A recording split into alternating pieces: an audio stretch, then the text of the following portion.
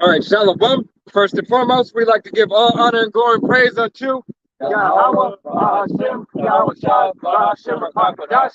Double honors to our apostles and elders of Great Millstone, to all the Akim out there teaching and preaching this truth with 144% sincerity, to the men, women, and children listening and learning, and to the Bayasha Debadah at the house of David. This is Men of Valor Las Vegas Camp coming to you through the will and power of Yahweh Hashem, Yahweh Shai. All right.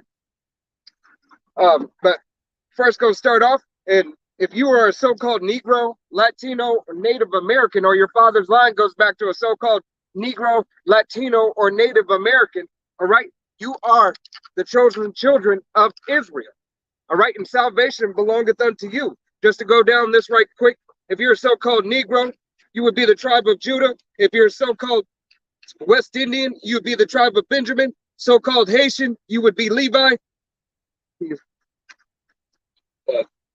Just read it because I'm looking over top. Okay. Judah, so-called Negroes. Benjamin, so-called West Indians. Levi, so-called Haitians. That's the southern kingdom. Now the northern kingdom is Simeon, so-called Dominicans. Zebulun, so-called Guatemalans to Panamanians. Ephraim, so-called Puerto Ricans. Manasseh, so-called Cubans. Gad, so-called North American Indians. Reuben, so-called Seminole Indians. Naphtali, so-called the Argentinians to Chileans. Asher, so-called Colombians to Uruguayans. And Issachar, so-called Mexicans. All right, so you would be the true biblical nationality, all right?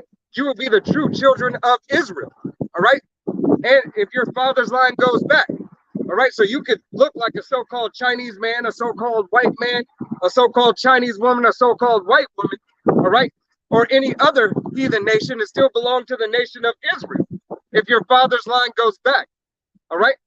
But without further ado, let's go ahead and get into some of these prophecies of the scriptures, all right? So we're going to start in Revelation 13. Book of Revelation 13, verse 15. It reads, "And he had power to give life unto the image of the beast, that the image of the beast should both speak, and cause that as many as would not worship the image of the beast should be killed." That image is speaking, all right? You're seeing the image of this beast speaking loud and clear, all right? The technology, all right? The technology that you're seeing going out through the world, all right? Elon Musk, his Neuralink, what is it? Watson, the artificial intelligence, what's the scientist's name? The doctor's name? Oh, it's the Noah. We just started. Started a lot. Dr. Yuval Harris, all right? That devil, all right, has already told you and let you know, all right, that your so-called free will, all right, so-called free will is done away with, all right, in this time that we're coming into. Okay, so you won't have the right to have your own thoughts. Okay? God, I think it was like 2 weeks ago. Something like that, 2-3 weeks ago.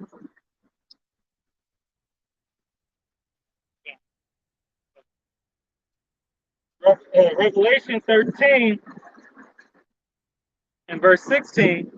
"And he causeth all, both small and great, rich and poor, free and bond, to receive a mark in their right hand or in their forehead." God, so all small and great, rich and poor, to receive a thing in their right hands or their foreheads. All right, if you don't have a right hand, it's going to go in your left hand. If you don't have a left hand, it's going to go in your foot or wherever. All right, so don't be so simple. All right. It doesn't matter where it goes, you know, it's the fact that you're taking it, is bowing down to that image, to this so-called white man's system. You know, you're bowing yourself down and coming in league with the odds. Oh, hey, and you said basically you saying I agree. I agree to your decrees. I agree to everything that you set forth. I agree that I'm your property. All right, and we know for the so-called Negro, Latino, and Native Americans, all right, whose father's line starts with that. All right, this is not for us. All right, it was to never be. We are not supposed to worship any other gods, or take charagmas, all right, have any cutting in the flesh, all right? And that charagma is that very thing. It's a thing that is to control you, a thing that is to infiltrate your very mind, your lob, your heart, all right? This goes back into Esau, trying to control the world. This is his new world order, and this is the biggest part of it. And by him implementing this, through the hell that he's gonna push on you, you Israelites, the parts of you that are those of you whose father's line goes back to the so-called bywords on these this sign,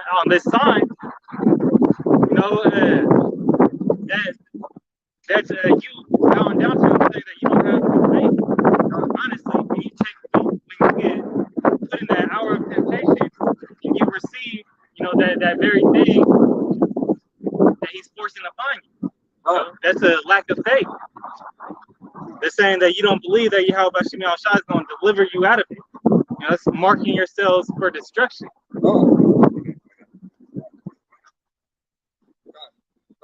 It's Revelations 19:20.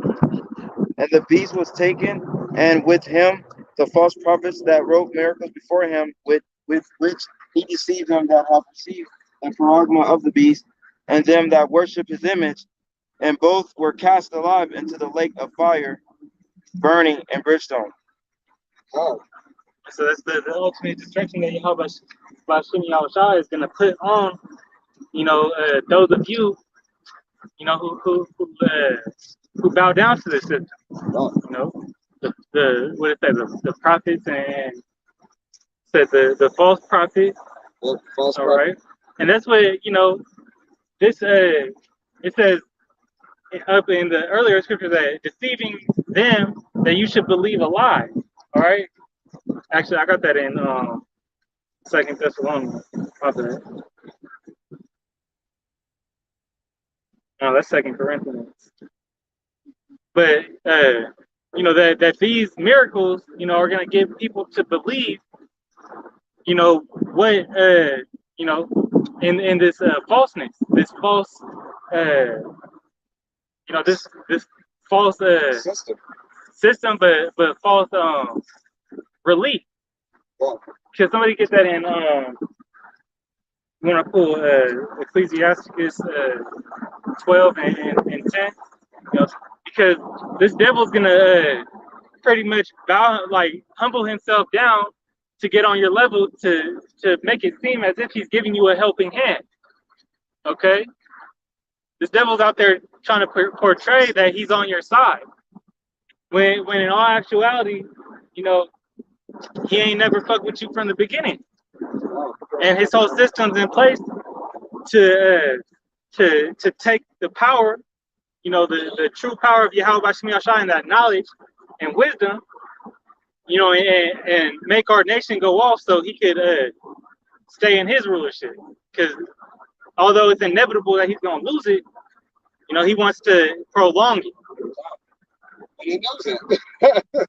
All right, this is the book of Ecclesiastes, chapter 12 and verse 10. The preacher sought to find out acceptable words, and that which was written was upright, even words of truth.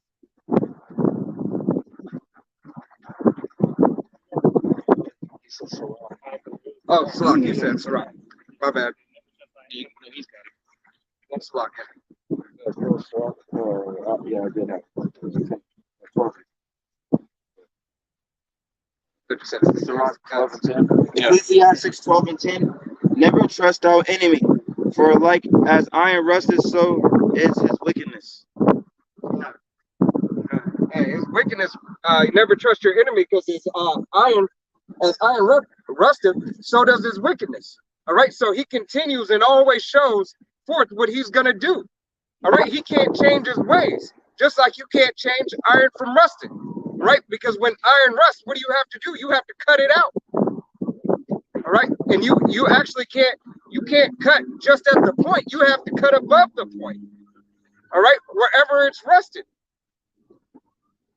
So it's never that it will never change. It will continue to decay if it's not taken out. The whole body being sick.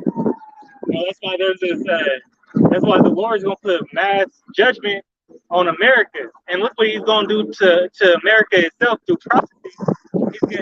America's gonna turn into a lake of fire, right? And that's because the whole head is sick. That's because everybody under the influence of Esau, Edom, you know, is destroyed. You know, from the Israelites to every other heathen nation, and those of them in their own nation that take part of their system, they're all destroyed, and that's why this earth mourned and languished and faded away, as it says in Isaiah the 24th chapter. It's the book of Isaiah, chapter 1 and verse. I'm gonna start at verse 4.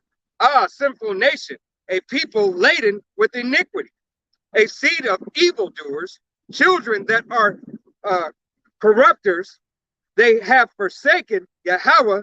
They have provoked the Holy One of Israel unto anger. They are gone away backwards. Oh.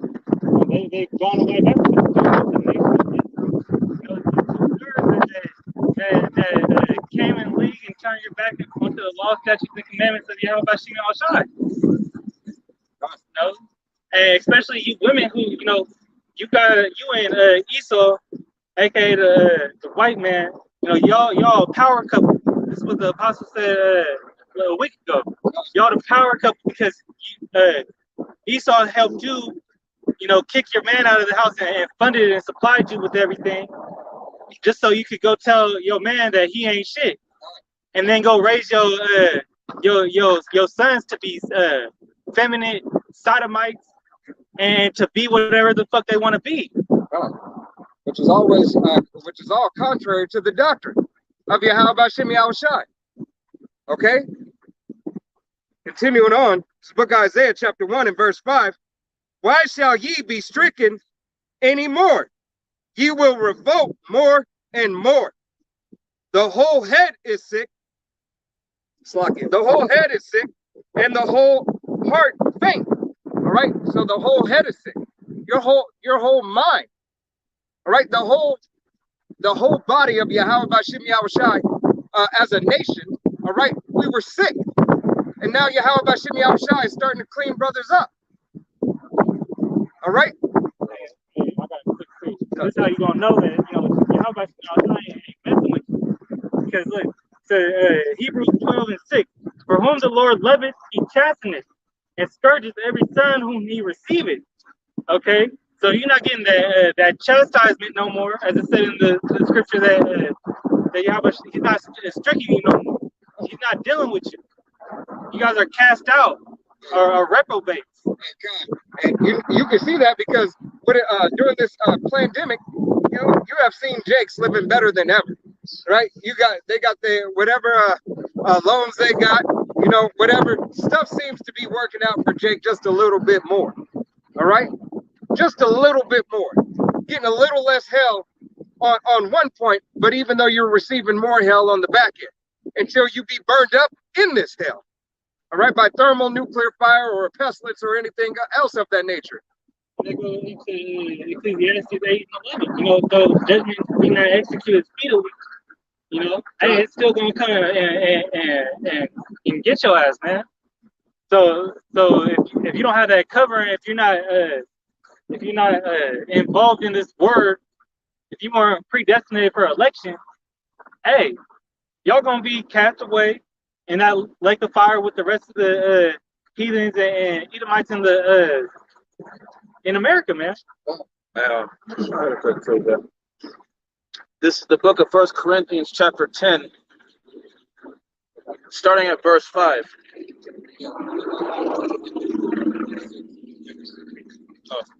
This is 1 Corinthians chapter 10, verse 5. But with many of them the power was not well pleased, for they were overthrown in the wilderness. Verse 6, now these things were our examples, to the intent we should not lust after evil things, as they also lusted. Verse 7, And let me make a point right there. That goes into Romans 15:4. Everything that is written was written aforetime for our learning. All right. Hey, they were an example, and through the spirit, and reincarnation, they're back today doing the same bullshit. Those of them that went to Egypt for help, were crying about not getting fed manna every day when they didn't have shit to eat. Crying about the manna that they were getting fed. They wanted. That was holy bread too. God, they wanted something else. It was never good enough for Jake. All right. And those are the same Jakes who said, let his blood, talking about Yahushua, let his blood be upon us and our children's children's children. All right. The same wickedness that they performed in the wilderness, they performed with Yahushua being crucified. All right. Who the world ignorantly calls Jebus. All right. Verse 7. Neither be ye idolaters, as were some of them, as it is written, the people sat down to eat and drink and rose up to play. Verse 8. Neither let us commit fornication, as some of them committed, and fell in one day 23,000. Verse 9. Neither let us tempt Hamashiach, as some of them also tempted, and were destroyed of serpents. Verse 10. Right, and that fornication, was worshiping false idols. It says in right. Anybody else? Buddha, LeBron James. The idols that are set up by Esau. Look how Esau's queendom is set up. There's an idol on every corner. There's an idol on every TV channel. There's an idol. You got we just have the Grammys the other day, right? And that's an idol of it go back to some Egyptian ruler. The Oscars. It's like it was the Oscars, right? It's one of them. Ancient African, deities or rulers. One of them. But that's all. That's the spirit and vibration that Esau pushes. That's why Isaiah 45, one of those chapters says that you shall go to the land of confusion to worship idols. Hey, that's no different than the what are they called? Holidays that they have set up. Every month has at least 3 holidays, whether they're fully acknowledged or not. All right, whether it be so-called Christmas, so-called Halloween, the big ones. But what did they just have? Fucking St. Patrick's Day, this is Women's Month. All right, what did a woman do that she's not made to do? All right. What is she made to do? She's made to bear children, okay, and be a servitude unto her husband, all right, and to mother the children, and to guide the youth, all right, in the right way, all right, to be obedient unto the Father. There's glory in doing that. God. When it's fulfilled correctly. God. See, the reason why you women have so many problems is because you don't have nothing to do. You're trying to do something opposite from what you were meant to do. See, the good thing is about, sorry, I don't mean to rant, but the good thing is about when Yahweh Bashim Yahshua places everything back in order, everybody's going to be doing exactly what they made for. That's why this world is going to thrive again. Go ahead and pull that, what you had on the Oscar. I wanted to pull that Oscar right quick. So it is the ancient Egyptian false god Ptah. So Ptah. Another false god, another false idol. That is almost damn near held as a high holy day for Babylon. That statue is a sign of worship because they give it to pretty much who they believe is like on top. Who made the dopest movie that year? Who sold the best? Right. Who told the biggest deception lie and people bought it? Because that's where most of them that won it. They were playing those gay roles. God, gays and happy. Like you had a few years ago, Moonlight. Yeah. Mahershala got sold out. played a mode and then got an Oscar. What was it? Will Smith didn't he do that? No, that's the thing that got him on. Yeah, that's the 7 ways of separation from the Right. beginning. Yeah. Look where he's back now. Yeah, it's all came back to completion. Now they 7. gave it to him. They gave it to him to, you know, they had him act crazy to further their agenda. God, They needed to distract they need that distraction for what's really going on. that bread and circuit. That everything crumbling, that dollar, that charagma being Every pushed. month that We dollar crash. gonna do something better for you. So he was the chief controller of craft. Yeah, so hey, witchcraft. All right? Witchcraft. That sorcery. That sorcery, that spell that was cast over you sheeple. All right, not being able to wake up, ultimately because it was the will and power of Yahweh Bashim Yahushai, but you still being deceived. All right? And the two main, you know, public displays of sorcery are through one their you know, Tell live vision. television, their media, you know, where they control narratives and they actually use, you know, certain wavelengths and frequencies to brainwash people. Sound and vision. And then what else? Their medicine, their pharmaceuticals. That's why they got you know, half a Jake, you know, addicted to Xanax. They got that opioid crisis. That's why, hey, and that's the beautiful part of it, because now we're seeing those curses fall upon their own people. It says in Deuteronomy. And that's why you're seeing that's why you notice every time you get a infomercial or commercial about a certain product, they speak real fast. They tell you all the side effects, and after the side effects, it's still on the market. But if any Jake or anybody else was willing to do that, tried to do it, all right, they'd be up under the jail. All right, they'd be up under the jail. There wouldn't even be an opportunity. You know, the pharmaceutical business is so corrupt that you know, if you bring out something about them, you know, that goes against their agenda, you know, you're getting put, you know, your life is in danger. God. You ever seen they got it on like what is it? And they're just you know, drug dealers in higher positions. Right. Yeah. In legal Yeah. positions. Right, you can see that on Ozarks. You know, the last season on Ozarks, and then you got you know, there's a bunch of things you go to. That's why at the end of those commercials, they are like years later, you're saying if you took this drug, Right. you know, from this time to this time and experiencing, you know, blase, then You get a settlement. right, you'll get a settlement. But by then, half the people is already dead. Right, because the settlement is always less than what they made. All right, way less than what they made. So I'm willing to give $500 million instead of $500 billion. So side effects. Right, you're shaking. You can't hold your bladder. You're shitting on yourself. All right. Hey, this is the devil and his devices. All right, but this is the very one that most of you sheeple trust after. All right, go ahead, Darash. You start back up a little bit. Because you were building. I'll start back up at verse 8.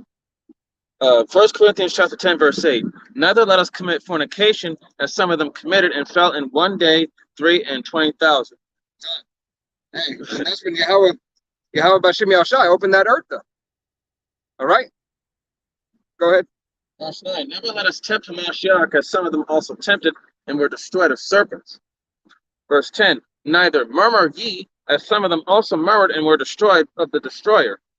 Verse 11. Now all these things happen unto them for ensamples, and they were written for our admonition, upon whom the ends of the world are come. Oh, because everything that's written for a time is written for our learning. All right, it was example that was to be unto the nation of Israel first and foremost. All right, first and foremost. All right, hey, that's why Yahweh Bashim Yahushai, that's why Yahweh is Allah Shadia. All right, the king of terrors. Because when you think about a terror, all right, don't think that Yahweh Bashim Yahushai hasn't done it or he can't do it. Verse 12. Wherefore let him that thinketh he standeth take heed lest he fall. Yahweh Shem Yahushua is not playing. All right? Hey, these judgments are only going to get quicker, and even more beautiful. All right? More beautiful. When judgment goes out, hey, the saints rejoice. Call halal Yahweh Shem Yahushua. All right? So, hey, what was it? Ukraine just had 52 people in that station. Hey, call halal Yahweh Shem Yahushua. All right, make that thing escalate even faster. All right, let these devils understand, as much as they can and get it on. All right, because we hasten the day of Yahweh B'Shem Yahushua. This whole system is, hey, as we just read, the whole system, the whole head is sick. We're sick of seeing our people out here broken down. All right, men, so-called men.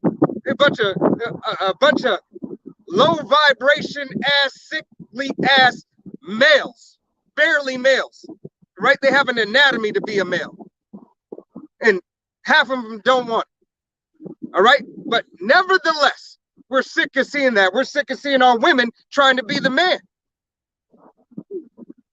Okay, and all these other heathen nations having dominion over the nation of Israel. But it ultimately happened, why? For our disobedience. So we can be that example to everybody else. All right? And so we can be judges and judge accordingly because we know firsthand. All right? We got,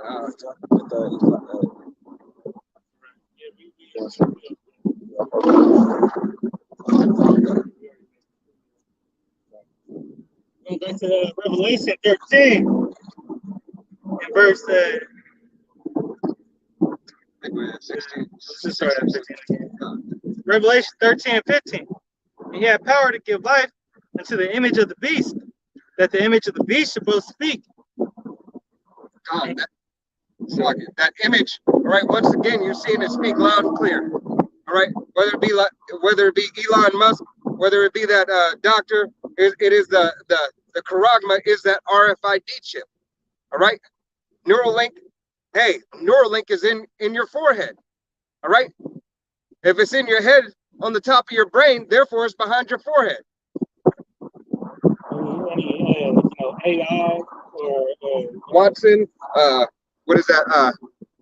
Siri, what I'm trying to think of all these other, Alexa, all these artificial intelligence, all this cloud-based shit, the collective.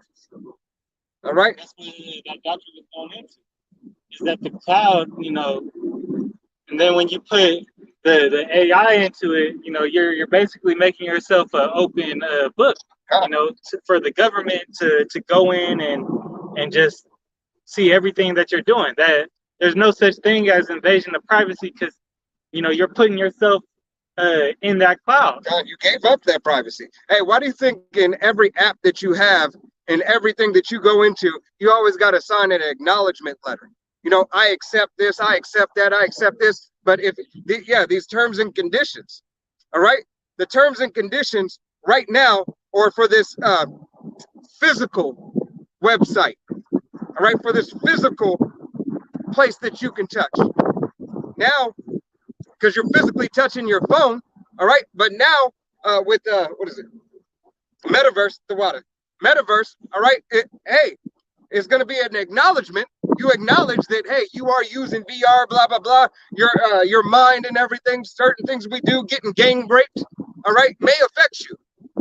All right, because if the laws haven't yet been formed for the metaverse, there are some that are in the work, especially from that one thing that happened. All right. This is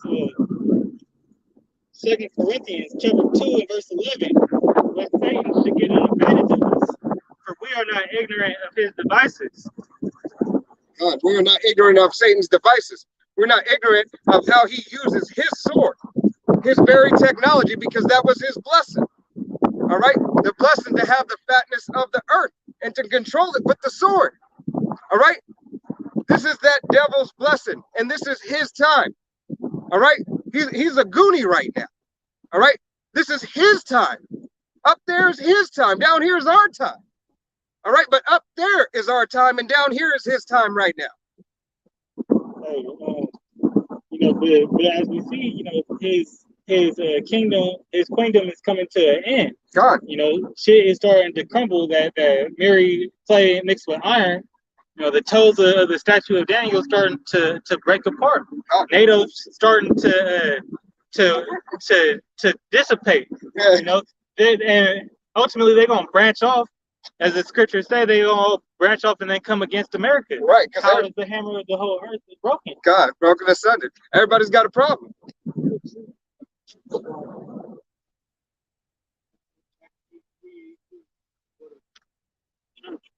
Talk about reporting. I hear now that when they do the test, they go up your nose so far that people are complaining that they're going so far, it feels like they're going into the forehead. Yeah, because what they do is So this is not any medical information. There's a certain barrier that is Blood-brain barrier. yeah, certain barriers that they break, and that way it makes you susceptible to some other things. Guy that was I'm not gonna call him a scientist, but he was a guy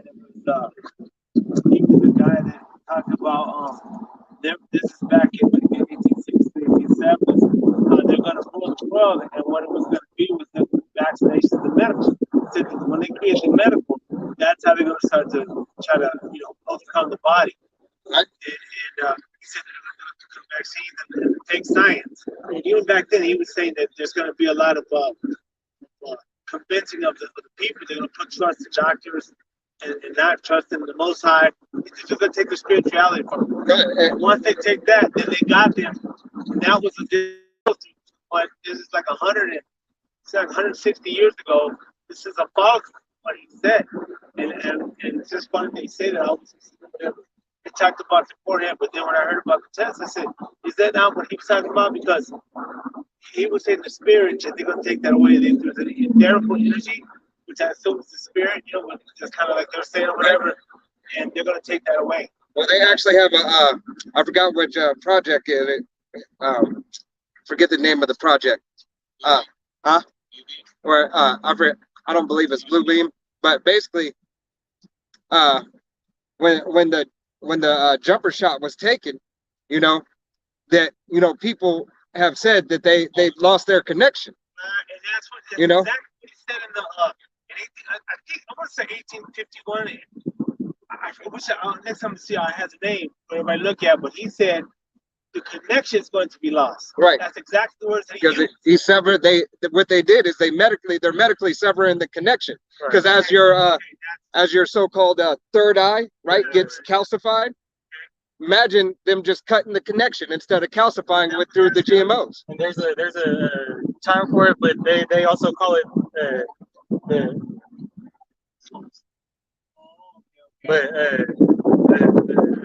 they said that this jab attacks the God gene. Yeah, gotcha. The water. But there's another term for that. That's the correct term, but it's also known as I think it starts with an M.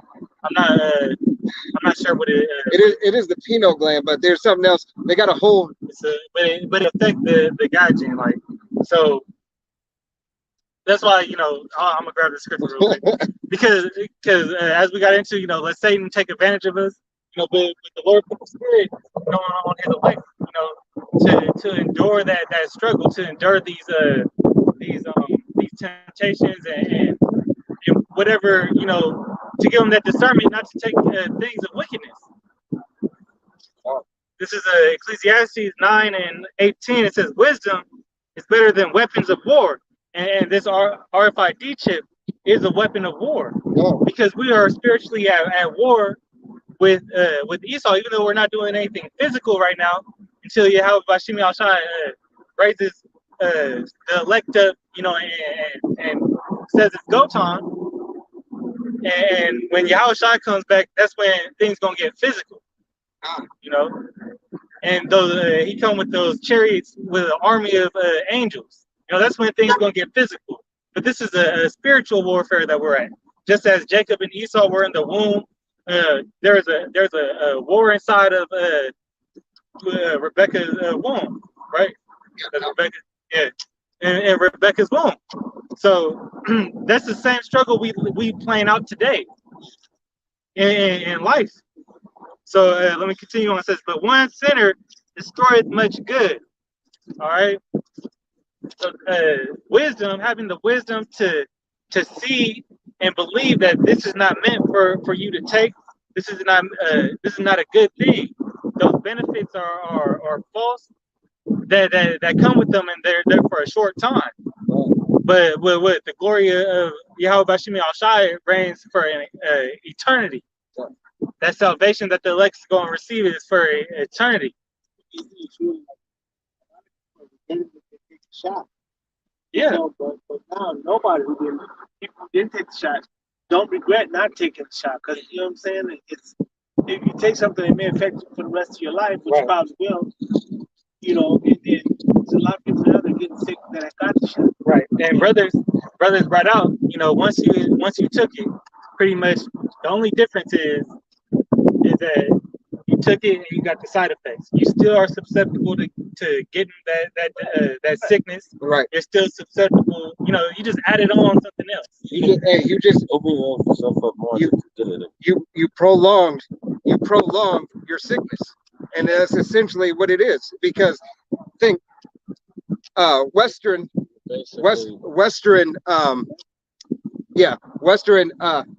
stuff is to mask, right? Eastern is to heal. All right, and that's why Yahweh Bashim Yahushai comes from the east. That's an easy way to put it for you. All right, that's why we face the east.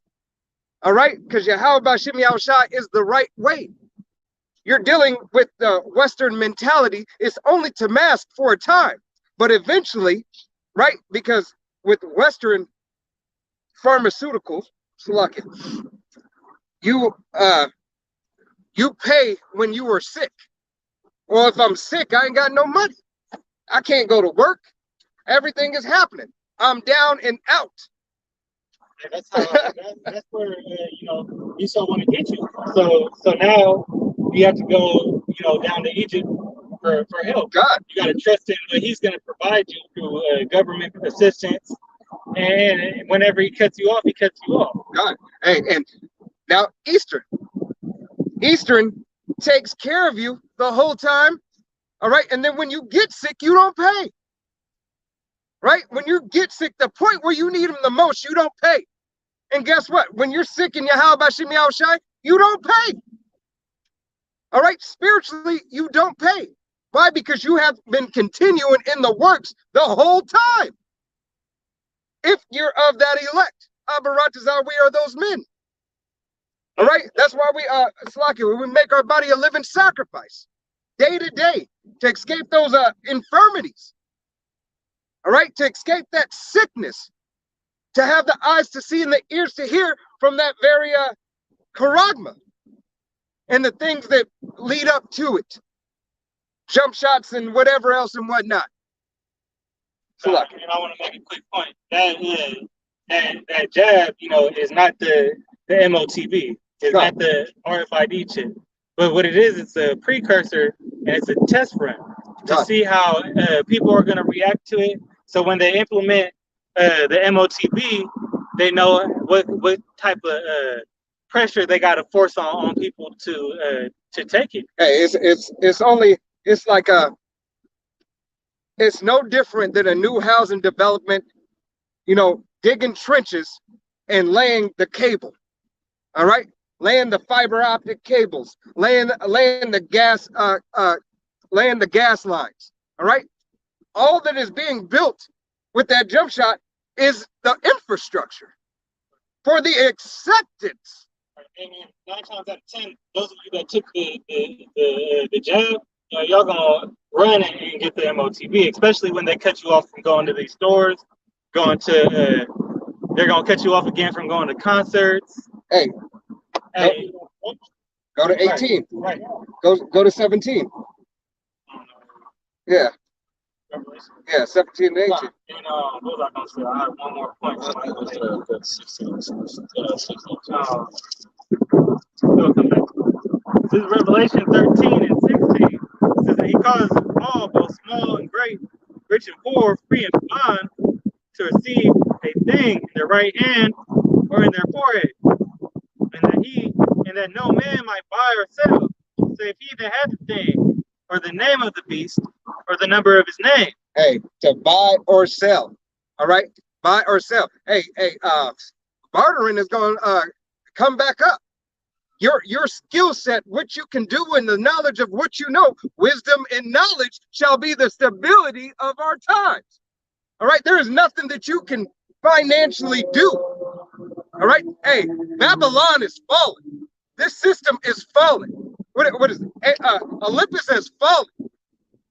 All right, this very system is crumbling, and you see it at every turn.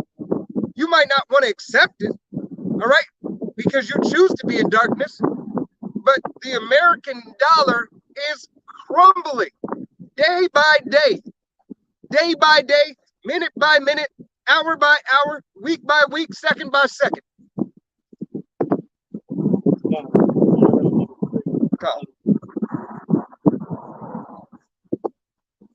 Second Thessalonians chapter 2 and verse 8. And it says, and then shall that wicked be revealed, whom the Lord shall consume with the spirit of his mouth, and shall destroy the brightness of his coming, even him whose coming is after the working of Satan, with all power and signs and lying wonders, and with all deceivableness of unrighteousness in them that perish, because they receive not the love of the truth, that they might be saved.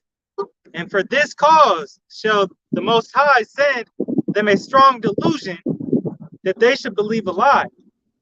Oh, hey, how about Shemi Shai sent you Jakes, all right, who don't believe on the words of Yahweh Shemi Shai, sent you a strong delusion, all right, to believe in this system, to still think that this land is the land of first Yahweh Shemi Shai, who you ignorantly call God or Jehovah or Jebus, all right.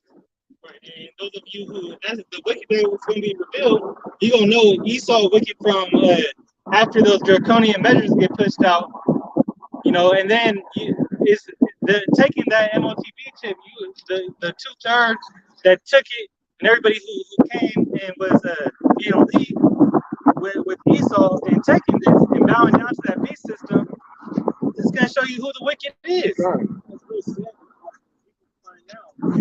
It's going to be too late. Yeah, my mother is, she listens to my father. She's a very headstrong woman. I have a lot of sisters that are not creating babies like they should, you know what I mean? And they go on the other side, and I went to go visit her a couple of months ago, and I went in there and she said, Mom, how is okay? Oh yeah, we got our shots. She's a psychologist, she counsels children. You know what I'm saying? I mean, she does youth at risk.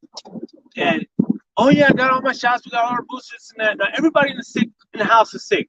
Everybody in the house either got diabetes, severely overweight, she's got cancer, everybody. Now I have a sister that's maybe not sick, but she's overweight, the youngest one, but everybody else over there. What does that tell me? You know what I'm saying? And so by not listening to her husband or to the man's guidance, she works on emotions. Right. You know what I'm saying? And it's gonna be sad because when she told me that, I just thought to myself, wow, how sad it's gonna be that day when you find out that God, you didn't use this. hey, and your consciousness is gone. You signed it away. They didn't come take it from you. You signed a thing and say, I voluntarily. yeah, but you got to remember that wisdom was not imparted unto a woman. She needs a head, and that's the reason why all these women are out of order. They live emotionally and not logically, and they judge emotionally on all things. Like this new Supreme Court justice who's just for the life appointment, to get her life appointment, right? What she's dealing with, all right, is an emotional basis. In her whole watching the whole thing, everything was emotional. But we understand, to an extent through the spirit why Camel Toe Harris is up there, why she is up there. All right, because we know Yahweh Bashim Yahushai has a plan. And at the end of it all, hey, Eve had to reach her peak of wickedness. All right, this is her queendom alone, as the brother said. They're hand in hand. That is the power couple. And it's not a coincidence that Yahweh Bashim Yahushai had these two have Edomite husbands. All right, because they are being led and guided, but on the left hand side.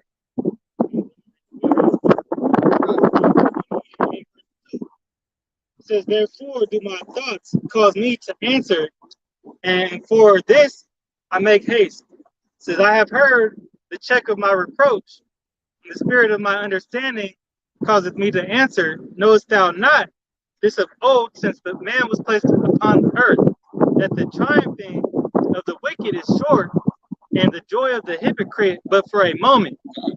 Hey, the joy of a hypocrite is but for a moment. All right. So these hypocrites, all right. Hey, starting with our women. All right. These hypocrites, all right. Think about all the statements that women make. All right. 90% of their statements are hypocritical. All right. And this is not woman bashing, but hey, for you women out there, take a look at yourself. All right. You don't know what you want to eat. You don't know what you want to wear. All right. You want a man, but you don't want a man to tell you what to do. Well, that's contrary to everything what a man is supposed to be and is. That's contrary to testosterone itself, the masculine energy. All right. Here it is. You might play for the other team. All right. But you still are looking for a masculine energy coming out of that fake wannabe.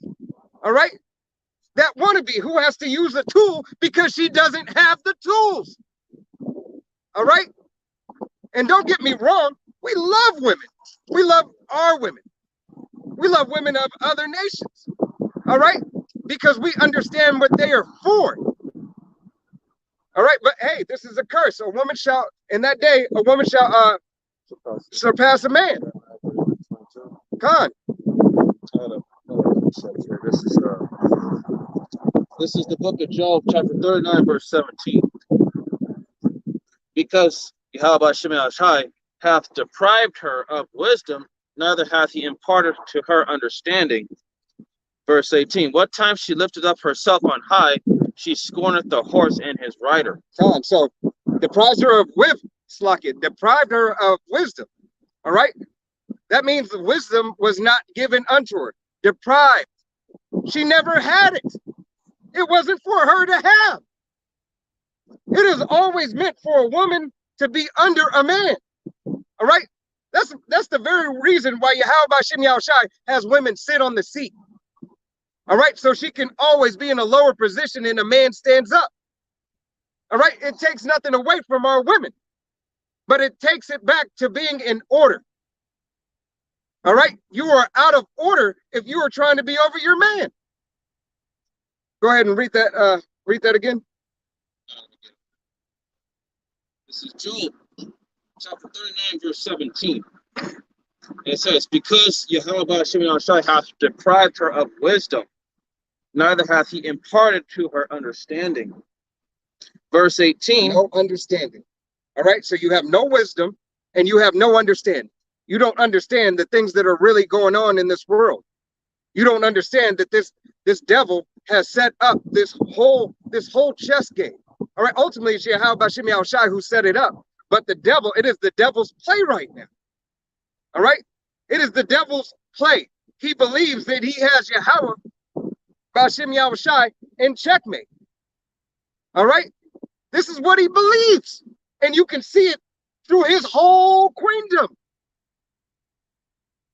Go ahead. Verse 18. It says, what time she lifteth up herself on high, she scorneth the horse and his rider. Scorneth the horse and her rider. All right. Matter of fact, let's go into that. Get that word horse. Horse. In the blue. Yep. And who's her rider?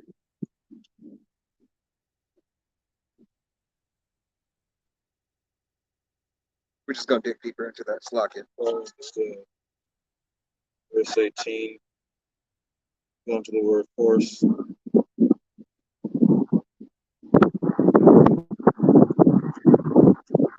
And what does that word scorn mean?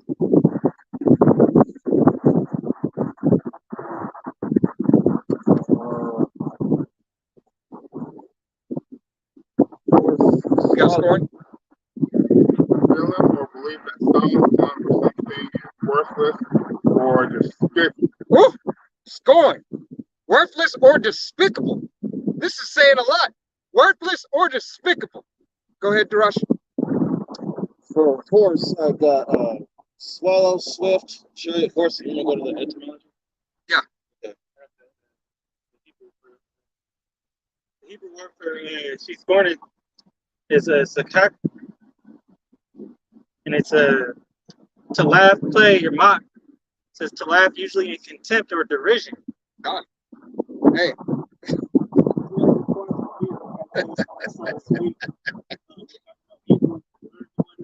God. I believe that God. believe about it, right? Well, here's what that's means. It means deceive. Now you have a lot of people that try to spread the needle, like, oh, but in this side technique, it doesn't mean that it's that. If it's even close to that, you also, oh no, but there's an H on it, so no, it doesn't. Trust what I tell you. Look up the word Hebrew word for NASA, and it's very close to school to deceiver. Right, because it And might. I believe that the original, the old one, Yeah, in the paleo. the old one actually means deceiver. God. Now they say, well, that's not what we speak now. That's the original language. That's exactly. That's that root. It means deceiver. That's that root. Hey. I'm just because you guys are talking words. No. Take you off the dime, give you some. Yeah, no. I just looked it up in a precept. I went to deceive. And the Hebrew word is nasa. Thank you. God. Thank you. So that proves it right there. It says to beguile, deceive. So Hey, NASA's here to deceive you. what did they do? What did they do? They they went and played as if they went to the moon. You're right. And that They whole went to the darker side of the moon. there was this video, who this whole dude from the time he looked like he was a so-called white man, from the time he was a little kid, probably he started around like when he was like in his teens, he was researching that video and kept on digging in for like 20 years to prove them that that nobody went to the moon. Right. It was all a lie.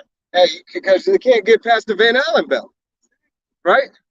If they Why would they be making such a big deal for what Jeff Bezos did now if they already been to the moon? right.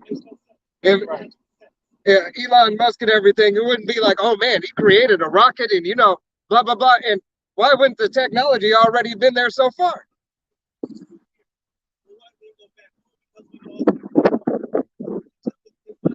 You just stayed up there? could be 10 rooms full of 10 rooms full of computers. But you got your hands back in 1960. Now it says 10 rooms of computers. And you lost the technology? Right. How did that happen? Because I never had it.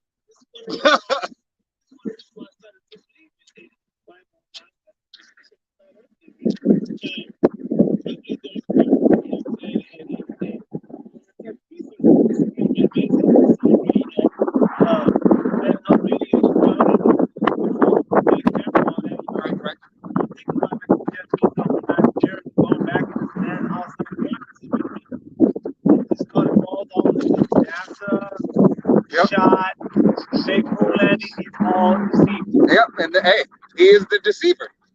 That's what the very word. Diablo. Yeah. The devil. The devil. Just a deceiver. That's in Greek though. God. So you have it on both sides. God. But the word force represents power. God. Hey, So who was meant to be, their power was the man. God. Going back to the woman in the scripture back in Job. Matter of fact, read that. I was gonna have him read it excuse me, one more time. Got the hiccups. Slocky. This is the book of Job. Excuse me. This is going to be the book of Job, chapter 39, starting at verse 17. And it says, because Yahweh Ba'ashem Yahushai hath deprived her of wisdom, neither hath he imparted to her understanding. God, she has no wisdom, no understanding. It was not given unto her.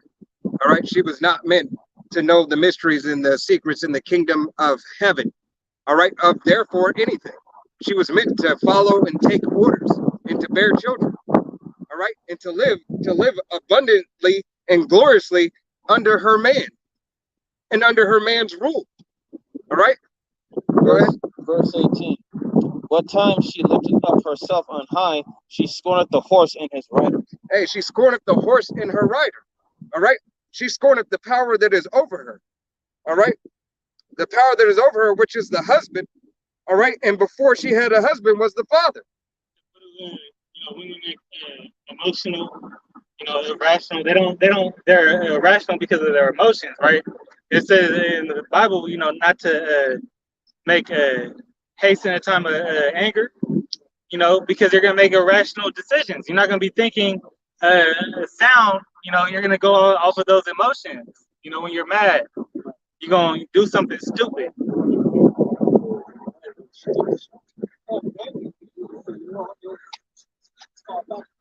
Let's see how things play out.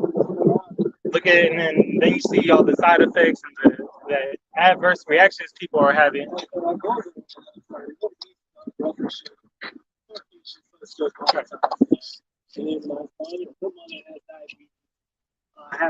Everybody in their household weight. My mother just got up and still has it. It's breaking with all this chemo and all that.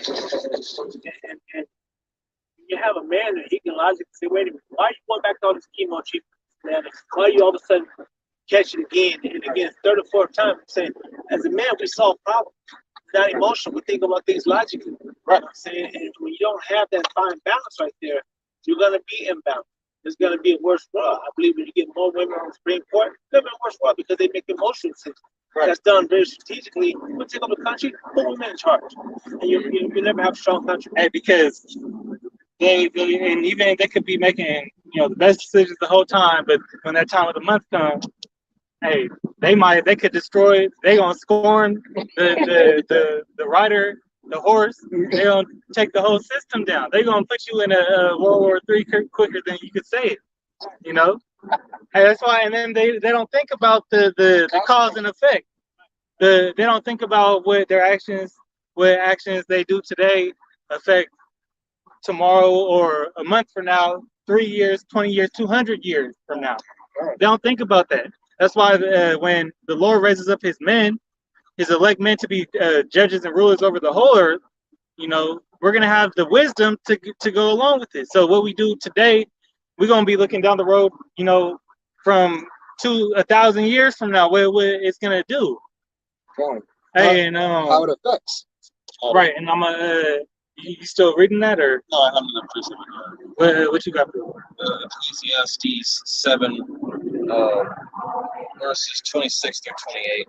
Let me pull these two real quick. This is Proverbs 31:3. It says, "Give not thy strength unto women, nor thy ways to that which destroyeth kings." God. And you've seen many rulers. Hey, you see Will Smith. Slock it. All they had to do was side eye. And they laugh together.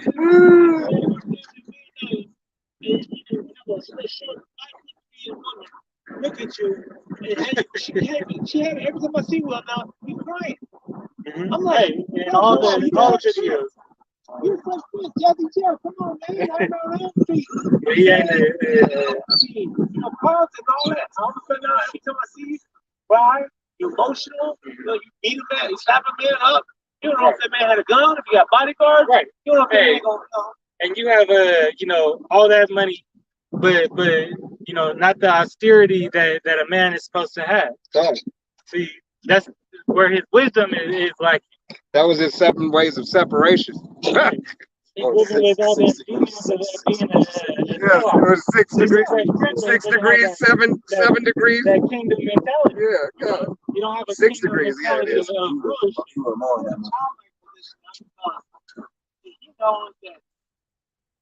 Jada, I'm being dressed up that word. Anyways, Jada is in control. She's like a little child. Jaded. She's like a little child because she says, you know, I'm gonna say this. I'm gonna divorce you. Right. He gotta pay. You know what I'm saying?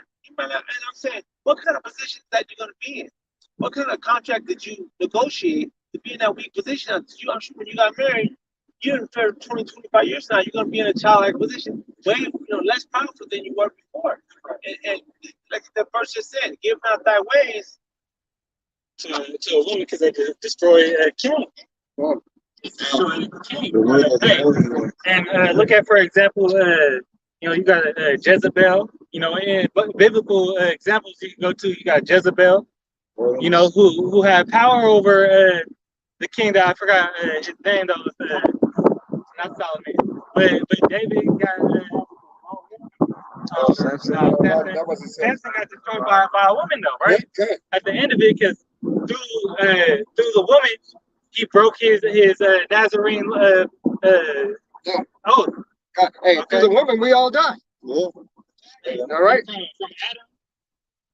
Let's just put it this way: the majority of civilizations that have fallen, a lot of it has to do with the woman. Yeah, that's to do with the man following the woman. It was 10 years Academy Award, Academy Award. So how much money has he lost? You know what I'm saying? There's other he's got cut off under now. She said 200 million worth of promotions and all this, movies and everything else because of this show woman. Now she's just happy. I got him, I got made him jealous and that. She got a little small thing, not realizing they may be broke in 5 years. He got a backdoor deal though for doing that. Yeah, but it don't matter. It don't matter if they ain't never gonna be broke. Will might be broke, but Jada just gonna go skip to the next one. Right, because she's still ultimately she's still in love with God. Right. She in love with a dead man's soul. Her daughter writing, letters, and you seen that. Also, that let God say the very birth.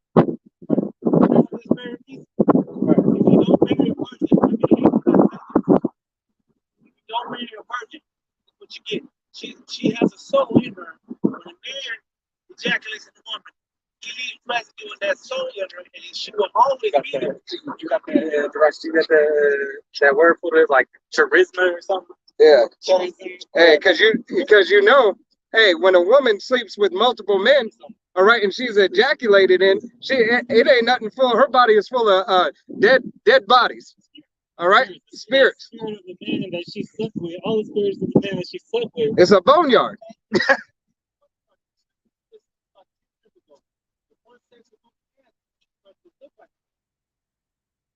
Just saying, look at J.D. Pinkett. Huh? And She got that that man, that She got that curse. Yeah, that curse came upon her. Oh, but she looking more like Tupac.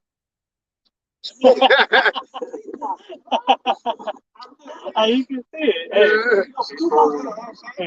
you want to put it in Isaiah? I believe it's in Isaiah 17, talking about the woman's boldness. Yeah, And then I'm gonna grab Isaiah 17. But Husband, love your wives. that's in I believe Ephesians, and it's like 6. yeah, 6 or 7. I'm gonna read this real quick. This is Proverbs 31, and oh shit, I just had it. I know 31 and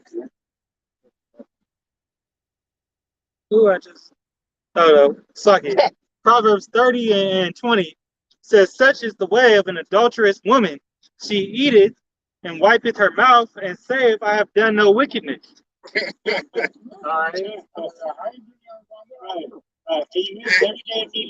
take no accountability. Hey, she eateth and wipeth her mouth. All right. That's even it's adultery for a woman to go in and listen to another man, counsel. counsel. So So now that a woman is like, going out, she a gatherer abroad, going, listening to everything, she's playing out her options. And then she come back to you and wants you to accept her for everything that she's done. Right. Take me as I am, as a trash, as an abomination. I'll trade. As a whore. Right. It wants to be, and then comes to you all crazy, from all them other spirits, with the same spirit of all those other bug out dudes that she been sleeping with.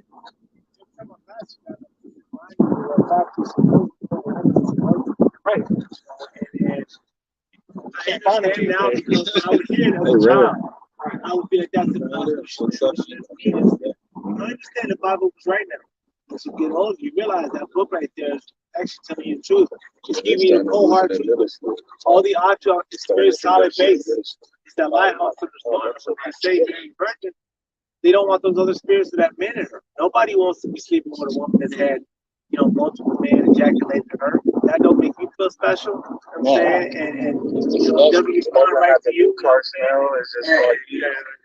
go ahead. I was saying before, going back, going back to when I was in high school, my big homie told me, when you lose your virginity, lose it to another virgin, lose it to a virgin woman, and I never understood why he said that. Now, That's not how I didn't play out like that, but hey, that was spiritually that he was telling me that, even though he really didn't know why himself. Right. That was good counsel. Hey, Because that would have been a true marriage. God. Hey, that new car smell. There ain't nothing like that new car smell. Everybody like that new car smell. Exactly. It smelled like you want it to smell. I'm the only one. That's why people buy brand new cars. I pulled it right off the line, off the showroom floor. The showroom floor, parabolically, is her father's house. All right? And if he's any kind of father, he is trying to make sure that stays a new car for as long as possible until the right buyer comes along. You got good credit, got a good name? God. Yeah. Exactly. Got that joint together.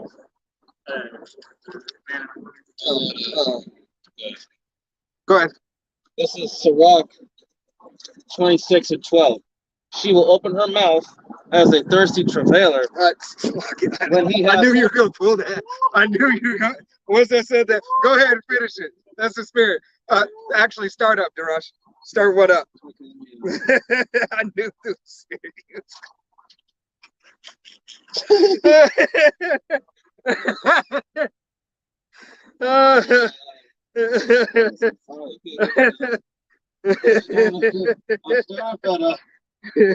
Oh man. Oh man. Yeah, you can really. Just go ahead and start off at what? This is Sirach 26:1. Blessed is the man that hath a virtuous wife, for the number of his days shall be doubled.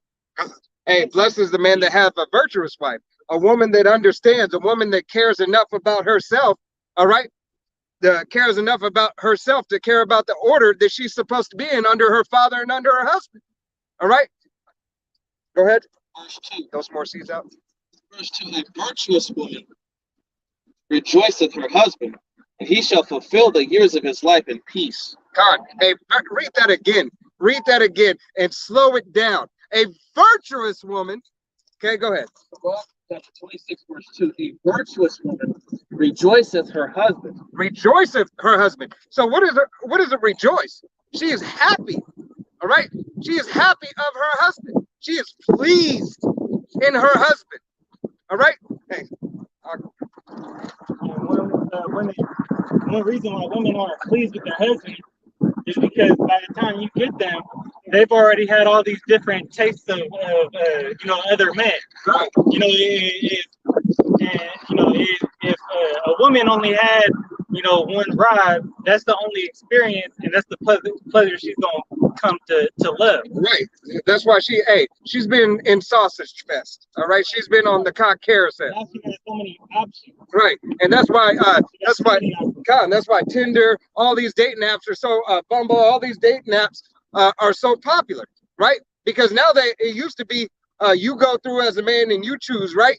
Now it's women choose if they want to get back to you. You know what? I'm gonna fuck with him tonight. I'm gonna fuck with him tonight, and I'm gonna fuck with him tonight. That's what I'm gonna do. I'm choosing them. I choose you. You don't choose me. That's why everything is upside down. You ask a woman, what they want to eat, and they don't. If you give them 5 good restaurants to go to, they ain't gonna be able to say which one. I don't know. You choose. You could give. I was gonna say you could give a woman 5 good men to pick from, and she wouldn't even be able to pick one. Right. You know what? It's too hard. Yeah. The block her to a local, prison to go find her a thug. She went to find Tyrone. Down the street. Yeah. I always kept wondering because he came with different women. He was a womanizer. That one was talking about he didn't go, so he said, we're gonna go over there. I asked him one time, I said, why don't you ever take a picture and take you got money, go here, go there? He said, never give a woman a choice. Right. She can't make the choice. They're gonna choose the most expensive place, the place that is the safest place. They want the most price and this and that. They want to feel safe, they want to feel pampered, right. And they want to feel respected. And they also want to outdo other women. So right. They want to go, why and show here, this and that. I realize it might be a bad restaurant. Hey. But that's emotional, and so she's not thinking, well, maybe I'll save this money and this man can pay my insurance rather than going out and spending $300 on a meal, and I'll have that $200 insurance I got to make up. Hey, not willing. And then she's going to cut your ass out because you can't pay my bills. Hey. You go down to fucking Roof Creek instead of getting a good little steak from Applebee's. Hey, that's why she don't like it. Women don't like it. When you talk about having other women, right? When in truth and honesty, you're trying to be in competition with somebody you're supposed to be in league with, right? Because you're in league, you have a sisterhood. Create your bond. All right. Now, hey, why do you go and talk to your girlfriends about your man? Why? Because you need a sisterhood. And if you were sleeping with the same man that you're talking about, you ain't worried about him fucking nobody else. That's your sister. That's your household. All the money's coming back in. Hey, baby, I'm dealing with you tonight. I'm going to deal with you tonight later on. We're going to get food. We're going to do wherever. We all going to chill. But we're going to have some alone time, and then I'm going to give you your alone time. But no, it's not righteous. Why? Because the focus is supposed to be on me. It ain't about you, Eve. It ain't never been about you. All right? I bet you think this song is about you. And it's not. The song is about Yahweh Shimei Shai and you being in order. All right? Actually, Darash, go ahead and continue on that. Sirach chapter 26, verse 3. A good wife is a good portion. Oh, a good wife is a good portion. A good wife. That means all you hoes out there, all right? Fucking Tom, Dick, Harry, Tyrone, Jeffrey, Jimmy, Bob, Eric, Dante, Camonte, Javier, all right? You ain't a good wife, bitch. You ain't no good wife. You're on that carousel. All right. Which shall be given in the portion of them that fear the Lord. Which shall be given in the portion of the Lord. That's the woman, raising her child. God. Look how her son is jetted off down there. Hey, get She's gonna get into that child. He ain't gonna run off. Right. Right. He on the ground right now. She picking him up. Come on, baby. Nah. Now, little homie. Get your ass up. Yeah. We going down here. No, you going down there. And you gonna have your ass right here. Matter of fact, get your ass back in the car. We're going home. You messed your day out up. God. Hey, he's supposed to lead her anyway.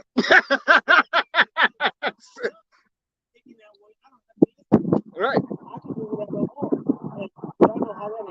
Yeah. Hey, that's why we have the generation of vipers. All right, continue on and to do exactly what they do.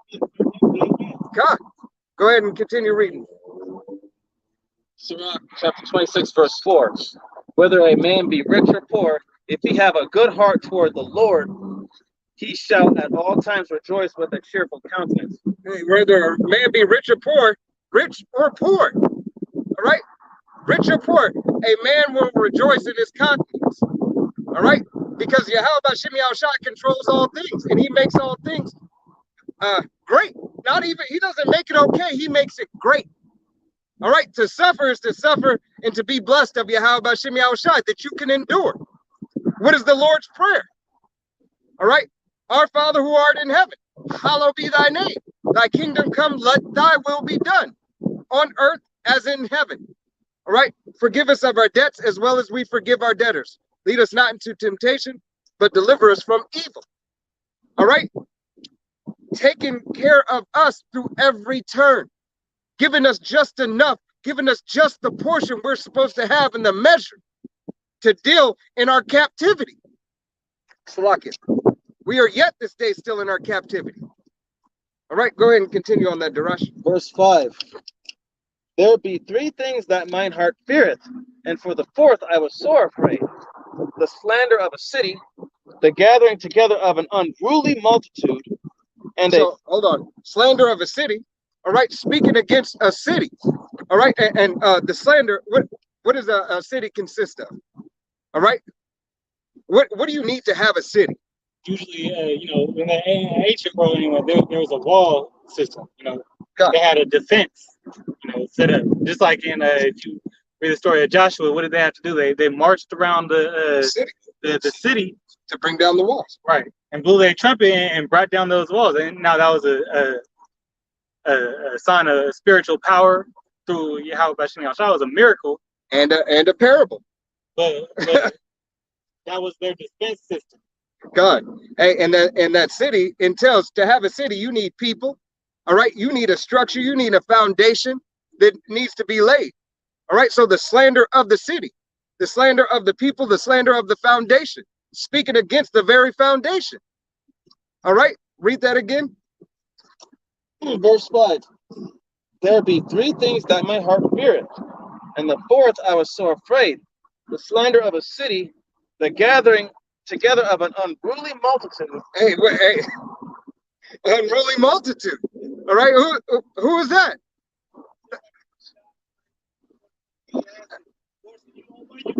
To sum it all up, do as thy will. That Aleister Crowley spirit, this American spirit, you can do as you want, be free, the home of the free and the home of the brave. All right, ain't nobody free. God, ain't nobody free. I'm not free. I can't freely get up and go to Jamaica without a passport. I can't freely drive my car without the registration that's needed, without explaining myself if I get pulled over. God, I can't freely not register my car. I need a smog in my state each year. Now, if I know certain terminologies of the law, of this man's law and Yahweh Shemi Shai's law, I can get past anything through the will and power of Yahweh Shemi Shai. But you're going to have to endure even more suffering, okay? Because why? They understand that they can't pull a fast one on you, so they got to trick you at every term and every point. All right, they're going to try everything within their power to continue. Hey, that's why you see those man, what are they called? So like the worldly terms, the opposite of a so-called made man. All right, made men just get to slide on through like the elites. All right, they got the elites protection, the Rothschilds, the DuPonts, the Gettys, the Oppenheimers, the Gates.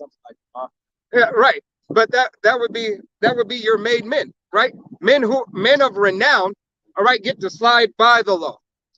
All right. But the poor man, nobody listens to. All right, here it is. You got brothers out on the highways preaching and proclaiming the name of Yahweh Bashim Shai, but we got scoffers, mockers, abominations, everything in between. All right. You can have an abomination to come up to you and tell you you out of order. And this is the way of life. Or they come over here, you know, talk to you all crazy, but Right. as soon as you call them, you know, something, you know, or if they punch on you, you slap the shit out of them. Now it's a hate crime. Right. And Hey. then they give them more rights than our people. Hey, look. I mean, They're taking themselves to the discrimination of the people on this tribe, but get a better treatment. They get the same treatment as a woman. hey, you don't even have, you have no room anymore to be a man or a woman. If you want to be a natural man or you want to be a natural woman, it's questioned. Well, why do you want to be that? Well, damn it, because that's how it was made.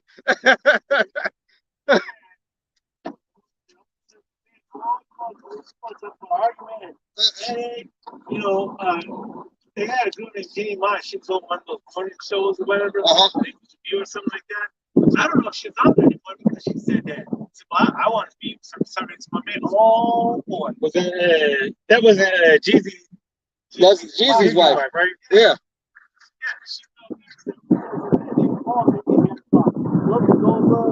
Hey, Justify the wicked but condemn the righteous. yeah. But that's exactly what continues to happen in this system. All right, it is a righteous thing to be wicked in this system, and if you're righteous, once again, it's wicked. This is the turning of things upside down. What did they call? What did they call? They gave Bruce Jenner an award. They applauded wickedness. Right. And you know who they gave it to the year before? Stuart, the lineman, and then they had Stuart Scott, but he actually, you know, was actually kind of doing stuff. He had fought like his trial with cancer and all this other stuff. You know, actually did something to help people. And then you go in because he's so brave to be a woman just to you know do wickedness. Yeah. That's not very brave. It's a you know, what most women don't understand is they're losing their glory as a woman. All right, here it is. What is it? The Olympics that just happened. Yeah, where the dude, where the shim, all right, is saying, you know, I worked for this. You worked for it as a man. You did. You worked hard, dude. You worked hard. All right, so hard that you have so much muscle mass you couldn't cut it. You couldn't cut it. All right, and then you have the opportunity because you're free to do as you will. All right, you chose to, you know, do what you did to yourself. Yeah, but hey, don't feel bad. This is what you wanted. You wanted to be equal, so equally get outperformed by that very thing that you complained about. That's why you wanted separate sports in the first place. But you're going to continue to get your ass beat. All right, if it's in a physical competition, 9 times out of 10, if you go weight for weight, you know, you go height for height, skill level for skill level, I'm sorry, there is no woman that is going to compete with the man. It's not going to happen. You can't put Ronda Rousey up against John Jones. It's not going to happen. John Jones is going to serve Ronda up. I'm not saying Ronda's not skillful. Yeah. Let me grab this and then let's go back to Con. Romans. I got a few scriptures on this. Romans 1 and verse 25 or 24 it says, "Wherefore the Most High also gave them up to uncleanness through the lust of their own hearts, to dishonor their own bodies between themselves, who changed the truth of the Most High into a lie, and worshipped and served the creature more than the Creator, who is blessed forever. Amen." It says, "For this cause the Most High gave them up unto vile affections, for even their women did change the natural use into that which is against nature." God, hey, that's why when when a woman says, "Oh no, I don't want to have kids," leave that bitch. Leave that bitch. Leave her right there. Leave her right there. Don't even do. Hey, if you do pop her, make sure you wrap it up, strap it up, and dip out.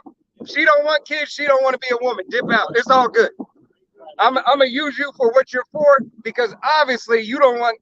What you're for is to bring forth children, but being that you don't want to have no children, ain't no real reason. Listen, hey, you get your nut, I'm gonna get mine, and we can go our separate ways. You be a woman, why keep you? Why have you keep me? I'm gonna go to somebody who's worth it. Like those vile affections that they were giving up to the lust, the uncleanness, you know, to dishonor their own bodies with. That's, you know, talking about those transformers. Right. You know, talking about those people that are doing contrary to what they were made for. You know, and going into you know, women not wanting to be childbearers. Hey, All right. hey, what's that? God. No, I'm just saying. What's that? Hey, The natural use of a woman.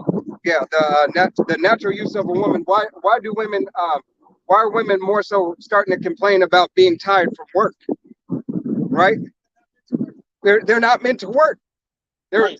This is a whole. Hey, women are leaving the workforce. They paid for all this schooling, all this, and all what else, and they're tired. They're committing suicide, like that Miss America. All right. Hey, I got a dozen men that'll whoop their ass too. You know, I said, hey, we're not in that woman worship spirit. She can get it. All right. She can get it any way that she wanted. She can get it. All right. It does not matter. Yahweh Shem Yahushua is not a respecter of persons. All right. A woman's not going to step up here and slap somebody and we just going to fall back. All right. We're going to try to avoid at all costs. But hey, I'm going to avoid. You hit me, I'm forced to defend myself. All right. But guess what? Guess what the cop would do? Who's going to go to jail? Most likely the man. All right. But look how, let's use him as an example. Hey, and reread Proverbs. What did it say? That the ways of a woman, you know, destroyed the king. Yeah, hey, that's Will Right? Smith. What happened was she went over there and went grabbed him, and then he came over here trying to be the tough guy talking shit. She walked ahead of him. Right. Leading. Leading the man. She's leading him. Very subtle. She knows what she's doing. Hey, that's He exactly. saw her do it like a little whip, and she walked. And here's the thing: what's his breast size? Hey, You got bigger breast than his leg. hey, that's exactly why she said it. She sat right there and waited on him to come out of the bathroom. All right. Let me go get my man so I can tell him to stand up for me. He did the same thing Jada did to Will. Exactly. But he just didn't do nothing about it. Yeah, he wouldn't dare come up here and smack nobody. Don't have your woman step up, but that's the spirit. He said, I got 10 women down there that would beat your ass. He didn't say himself. He put his women up, all right, to defend him. He didn't say, I would beat your ass. He didn't rise to the occasion, all right? He had his woman rise to the occasion, just like a simp-ass male, all right? They laughing, but ain't what they say is true. It's true, all right? Con. Everywhere.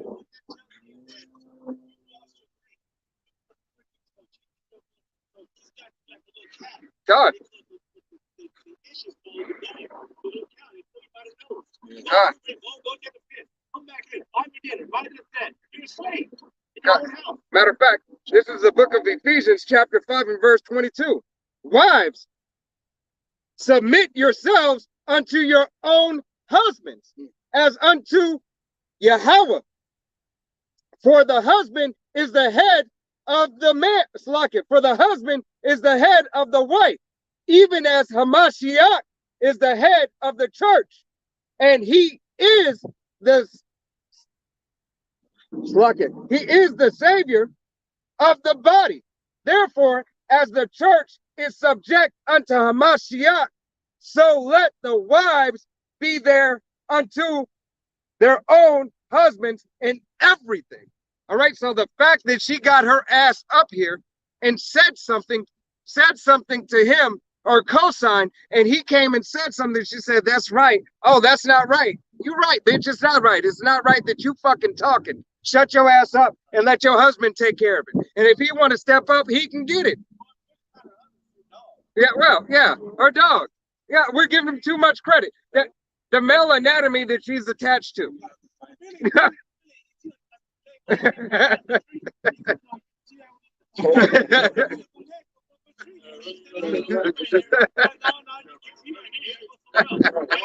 She posted right there. God, she posted right there. She was sitting there listening.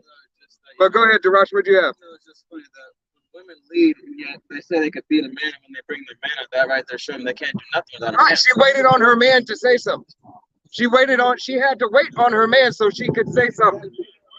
Right. But then what she also did was had him do the work for him. God, do my dirty work. Now you, like you said, being led by the women, it's gonna get you. You think they okay, you go get them 12 little girls, but you think you confronting this, you think that we scared? And you just look at the eyes. That's why you was talking that shit while you was walking away. And it's not 10 of us up here. She didn't look scared, or she didn't look like, oh, I gotta hold my man back because he's crazy. No, she knew he ain't gonna do shit. He ain't crazy. Oh, shit. God, what you want? Yeah, Darash. You had I'm still in Sirach 26. Yeah.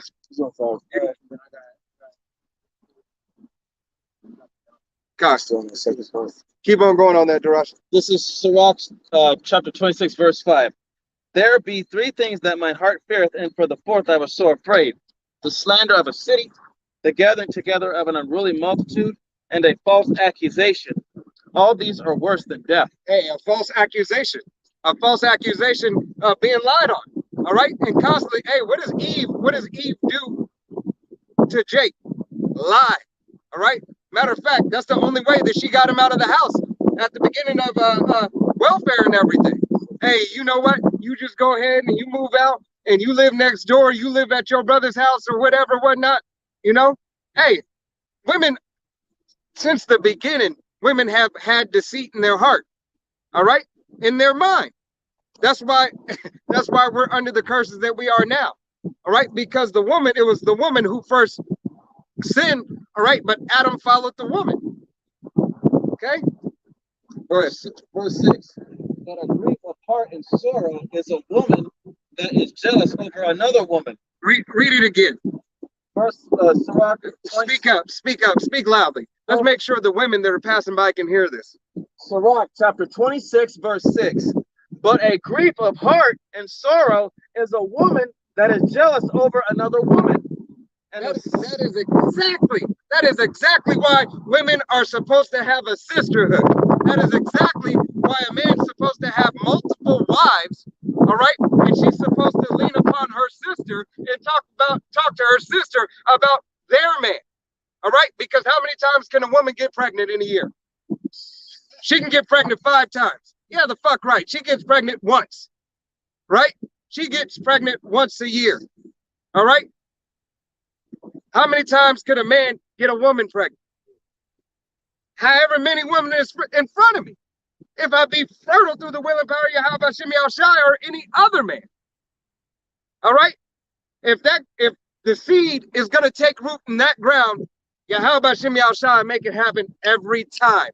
If that seed is there and that soil is there. Con.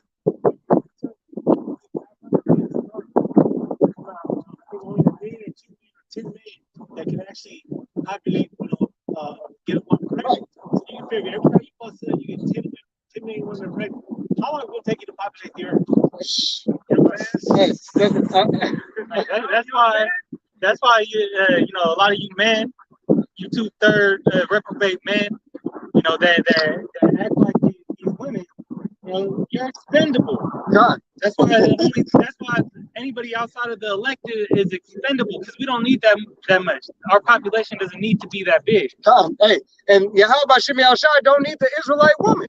All right, he can bring the population back to a nation of heathen women if that be his desire. All right, it's the seed of men. All right, Yahweh Shemi Shai came by the seed of a man. It wasn't the womb that did it. The womb did its job. Don't get us wrong. The womb did its job. All right. But the promise came through the what? The root of David, the seed of David.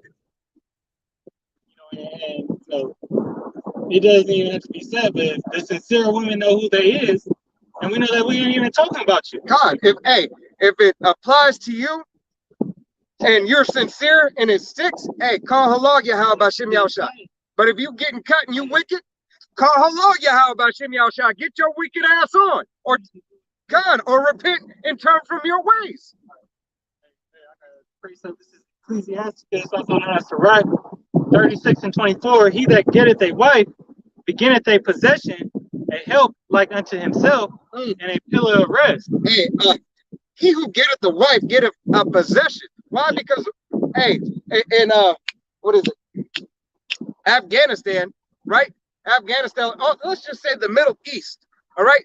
Damn near all of the Middle East, your daughters are sold into marriage, all right? There's a dowry that is paid, there is something that is given, and that promise is given for that woman. One, that she is a virgin.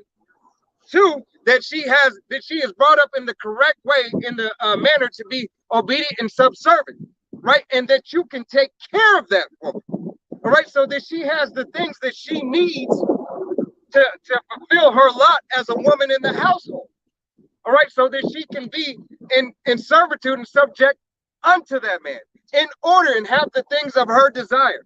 And if you like it, call Allah Yahweh B'Shem Yahushai. And if it don't stick to you, hey, call Allah Yahweh B'Shem Yahushai. But one way or another, you gonna get it. All right, if you agree with being a woman being in servitude and being submissive unto your husband, submissive unto your husband, then Yahweh B'Shem Yahushai is dealing with you. If you choose not to be submissive unto your husband, guess what? You're more than likely considered abomination unto Yahweh B'Shem Yahushai, because you are out of order. All right? Hey, and this is the spirit. Yahweh B'Shem Yahushai got those women pushing that for a judgment right now.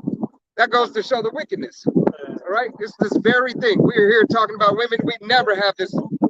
God. They say you should not. So who's going to use that to be after them? He wants to survive under the natural, and then will do God's will. God. See, God didn't say man sleep with a man and woman sleep with a woman. So they will eventually use themselves in. God. It would no longer be them. So that's kind of like suicide. Yeah. Suicide. That's why they're creating that artificial womb. Hey, this is the part of Esau's agenda. Because what does he want to do? Population control. This goes back to the Georgia Guidestones and the New World Order. That's all to cut.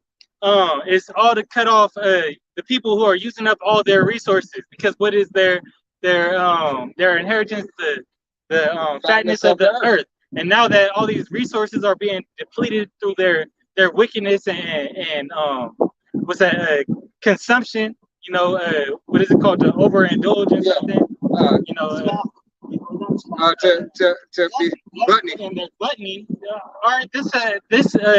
They're feeling the side effects. They don't got all the resources that they once had. Right? This shit came back to bite them in their ass. Right. They thought they should be in a good place. Right. I gotta preach this. This is Revelation 23. Revelation chapter 2, verse 26. And he that overcometh and keepeth my works unto the end, to him will I give power over the nations, and he shall rule them with a rod of iron, as the vessels of a potter shall they be broken into shivers. even as I received of my Father. You know, and I broke that out because that's going to be the judges of the earth, the 144,000 elect, ruling over all these other nations. So these women of different nations and the women of our nation, they're all going to be enforced, you know, to the law, statutes, and commandments, the way that Yahweh Shemi Shai had the world set up from the beginning. So if you think you're not going to be in servitude to your man, you know, in the kingdom, or you know, 100 years from now, you know, you're wrong, because we're going to enforce that. And if you don't comply, oh, we're going to come down and smite your ass. It's going to be a quick and expedient execution. Hey, then you should know about death by pay.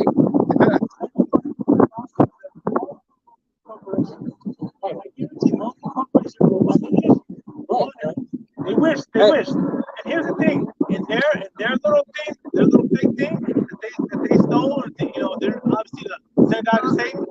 A woman cannot even come inside the church. Yeah, but you know, right? also They have to stay outside. Only a man can go inside and understand scripture. She has to go through a man. So they'll talk all this, oh, women's lib and this and that, but yet the same dude they work for, the owner says, no, he follows that.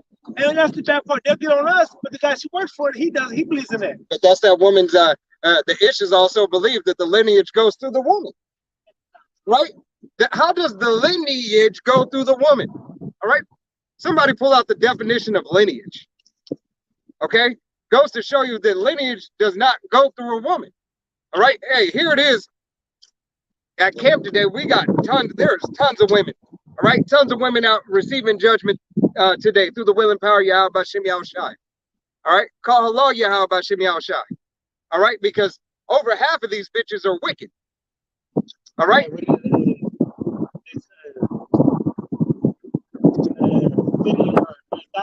Yeah, and 1,000. King Solomon said, out of 1,000 women, I have not found one. He has not found one woman that was worthy. All right, worthy of righteousness. Follow, you know, the commandments and laws that were put in place. God. They're rebellious, and look what they raised. They raised rebellious children. Did you look it up? I got it. It says line of descent and ancestor, descent, extraction, race, line of descent, literally string, line, or thread. Line of descent or ancestor. All right. That's in the blue letter. Okay, go to the blue letter.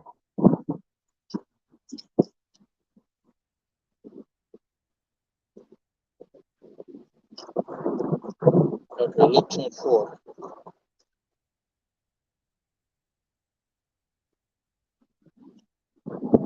And somebody look up genealogy too. This is Luke 2:4. So lineage in the blue letter.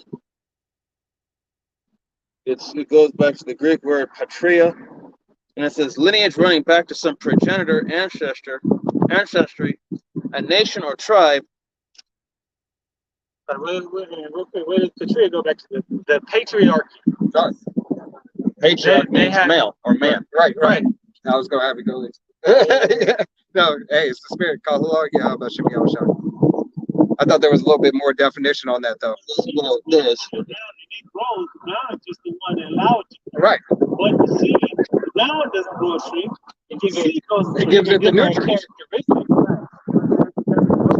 know, that can go into, you know, the Israelite foreigner, how our nation is spread out through all these different countries and different heathen nations. You know, so we have many confusion of faith. You know, the speckled bird. My heritage as a speckled bird. A perfect example is like you take 3 pots of soil, and you plant apple seed in all 3 of them.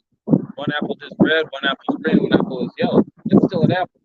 Same thing with an Israelite.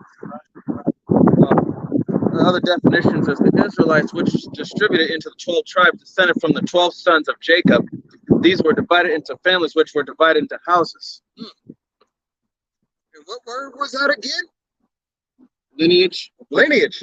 All right, Patria. Yeah, wait. Nope. Oh, here's the root of Patria. Pater, and it says generator or male ancestor. What? Generator or male ancestor? No, get out of here. Who was the promise through? So, Through David. Or it wasn't even through Sarah. All right. And there's more definitions that make it even better home. Either the nearest ancestor, father of the corporeal nature, natural fathers, a more remote ancestor, the founder of a family or tribe, progenitor of a people, forefather. So Abraham is called Jacob and Hey, David. that's why Abraham is the father of many nations. All right. His name is father of many nations. That's the meaning of his name. That a nation cannot come from a woman. All right. She can't bear a nation. She can bear a child, one at a time, 2 or 3 if she's lucky. That's why the scriptures say, David, the father of Yahushua, God. even though it wasn't his direct father, but through the ancestry line. Through the lineage. And that's why that saying that they always say, "Mama's baby, daddy's maybe," is false. It's Right. just only true in this wicked ass place we live. Right, because his daddy's baby. She's just the soil. It's not even her maybe. She's just the soil. She has that's why in the ancient world, mothers had no rights to the kids. All right. If that man so chose to leave that woman, all right, guess what happened? The children go with the father. Right. And going into the concubines. God. So the concubines, kids, they go right. They belong to the wife. Yeah, they belong. Yeah, for example, in Genesis. It was just all the motorcycle. Right. Go ahead. For example, in Genesis, when Jacob's when Rebecca wasn't bearing when Laban sold Rachel wasn't bearing a child, she had her concubine bear a child for her. But that was considered Rachel's child. Right. That's why Rachel said, go into my maid, all right, and she shall bear a child for me. Roughly paraphrasing scripture. Goes to show you that, hey, the concubine has no right to children. That means the wife, all right, the Israelite wife would have rights to the child more than the concubine. She wasn't jealous of that. Yeah, she wasn't jealous. She actually encouraged it. Right. She said, here. She gave her concubine her servant Right. to Jacob. Said, here, take her, all right. Take her and give me a child. All right, give me a child. Because Yahweh Bashim Yahushai had closed the womb. All right, and she was barren. And then Isaac entreated for her. God. All right, this is going back to Sirach chapter 26, verse 6. But a grief of heart and sorrow is a woman that is jealous over another woman, and a scourge of the tongue which communicates with all. Hey, scourge of the tongue that communicated with all. So a wicked tongue. All right? She communicate wickedly. And Slakia, go ahead and pull that. I had you hold it. Yeah.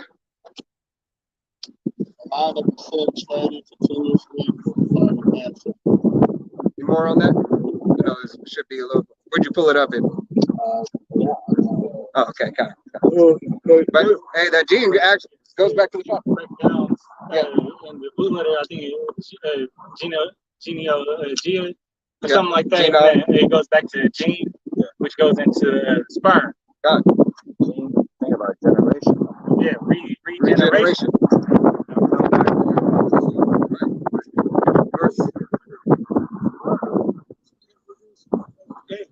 Right. Woman is born to so many eggs. Right. It produces men that turns 12 or 13 or whatever, he starts producing because they die.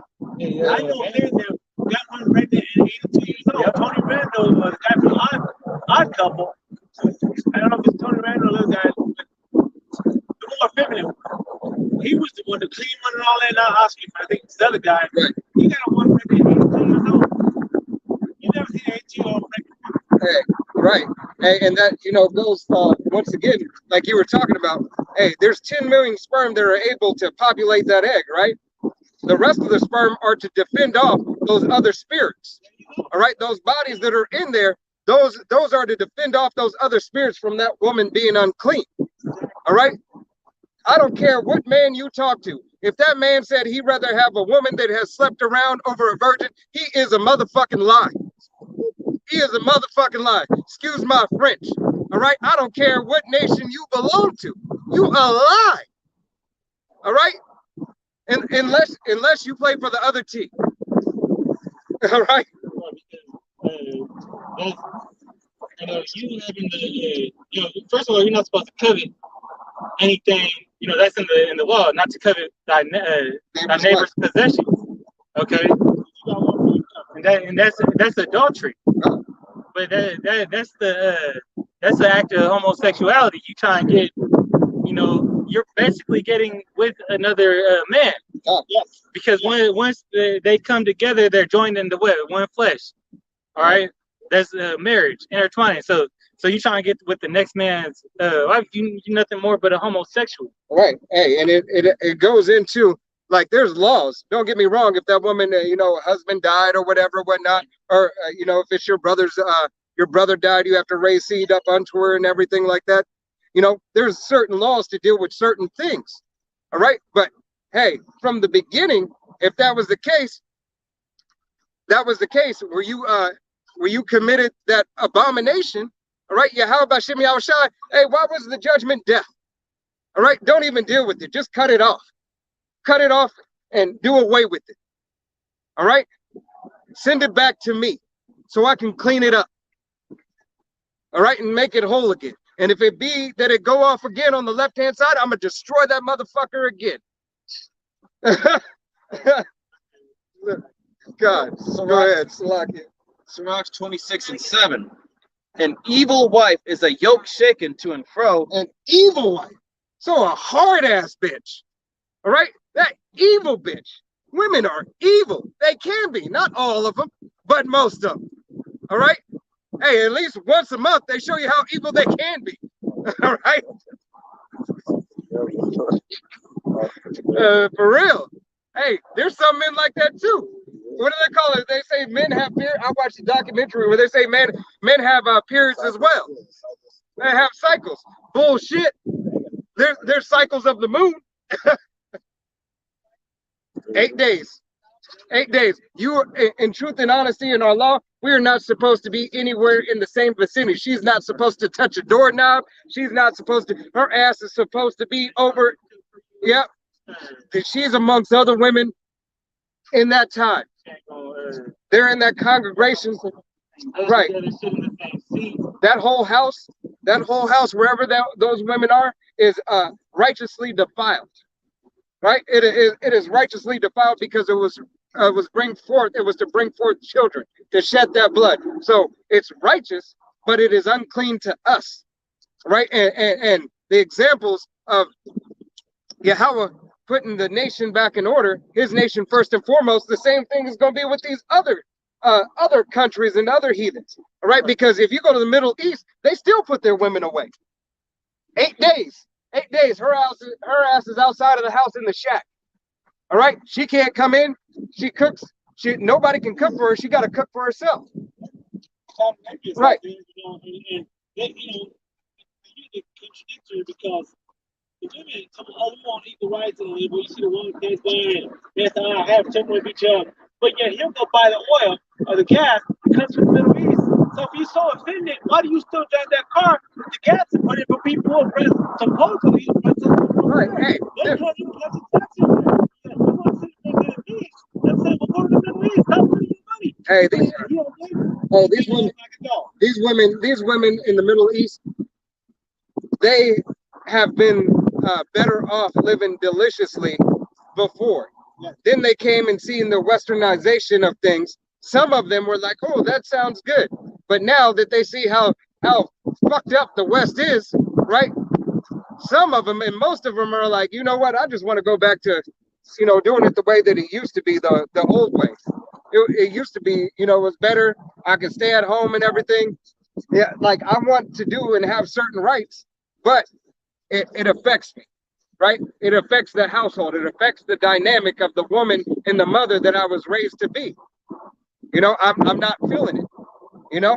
The only ones that are feeling it is these new age, new way of thinking, right? If you look up the word woman in the etymology, it goes back to the word servant.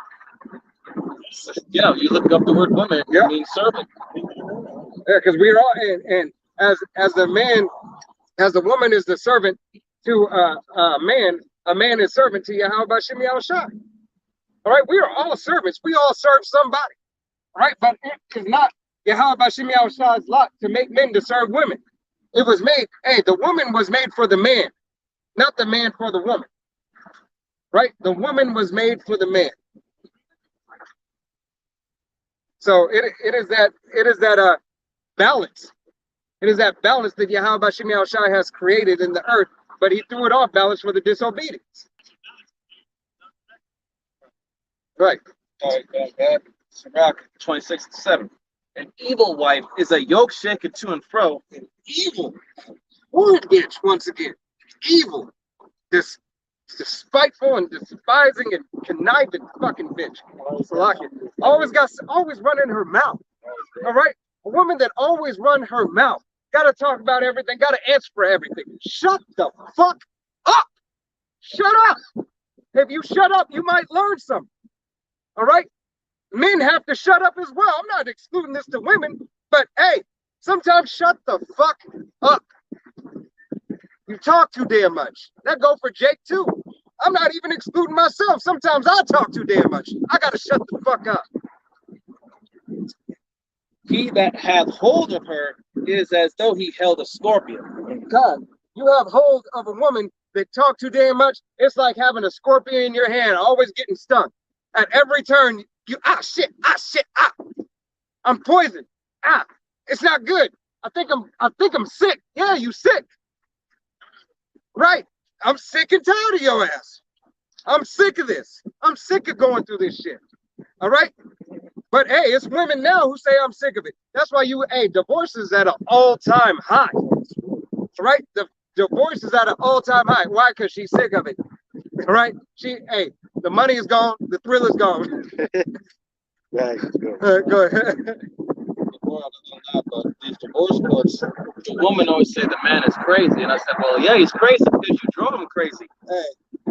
Man, that's why you're seeing a lot of judgment come down on these women. And it's coming through, their man or their husband or, people that they cheated on. They boyfriends that cheated on, they taking them out. During Christmas time, the Lord put judgment on that cop, that school cop who cheated on her man, then went out celebrated her birthday, and then he came. She was already with the next man, and her boyfriend, her ex, pulled up on him and sued her ass, shot her ass up. Just like that. And then they had videos. And what was she doing in the car? She was playing that Meg Thee Stallion, savage type music. Talking about I don't need no man. I get this shit by myself. And that's just one instance. Well, yeah, that also I think it was a year or two ago where that chick went out to that nightclub with the dude cheating on her man, and he shot up the nightclub. And I think it was like five or six people. Was that in Miami? Yeah, Miami. Like 5 or 6 people died, right? And the majority of them were women. I'm sure if you go and look, how many of those women had other men? How many of those women weren't really supposed to be there? These women, got their man kicked out, and so their man going back to them, killing them. I heard this one chick in LA.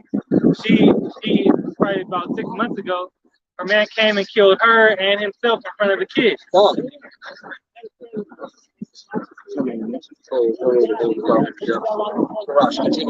Okay. I didn't know what that was. First time I ever heard it. He killed himself. He was on a phone with Floyd. He said, Floyd, I'm sorry, you nice champ. I was had a good time with that man, but I got to get rid of this girl. And I think Floyd was messing with her. So Earl had called him up. He called Earl Motorcity Cobra Hayes. And he shot himself, and first he shot her. Floyd was begging. No, Earl, come on, man, you don't want to do that. He said, oh, champ, just mess with her. And he shot her. Him. Shot himself. Right. Hey, hey, that's the spirit of Yahweh Shimei Al-Shad for her wickedness and his wickedness. Right? There was judgment passed on both of them. And that shit plagued Floyd. That shit played with his mind. Yeah, he got to live with that. And now he understands. Floyd know about the truth. He heard the truth. You know, people might think Floyd is dumb and Floyd can't read or whatnot.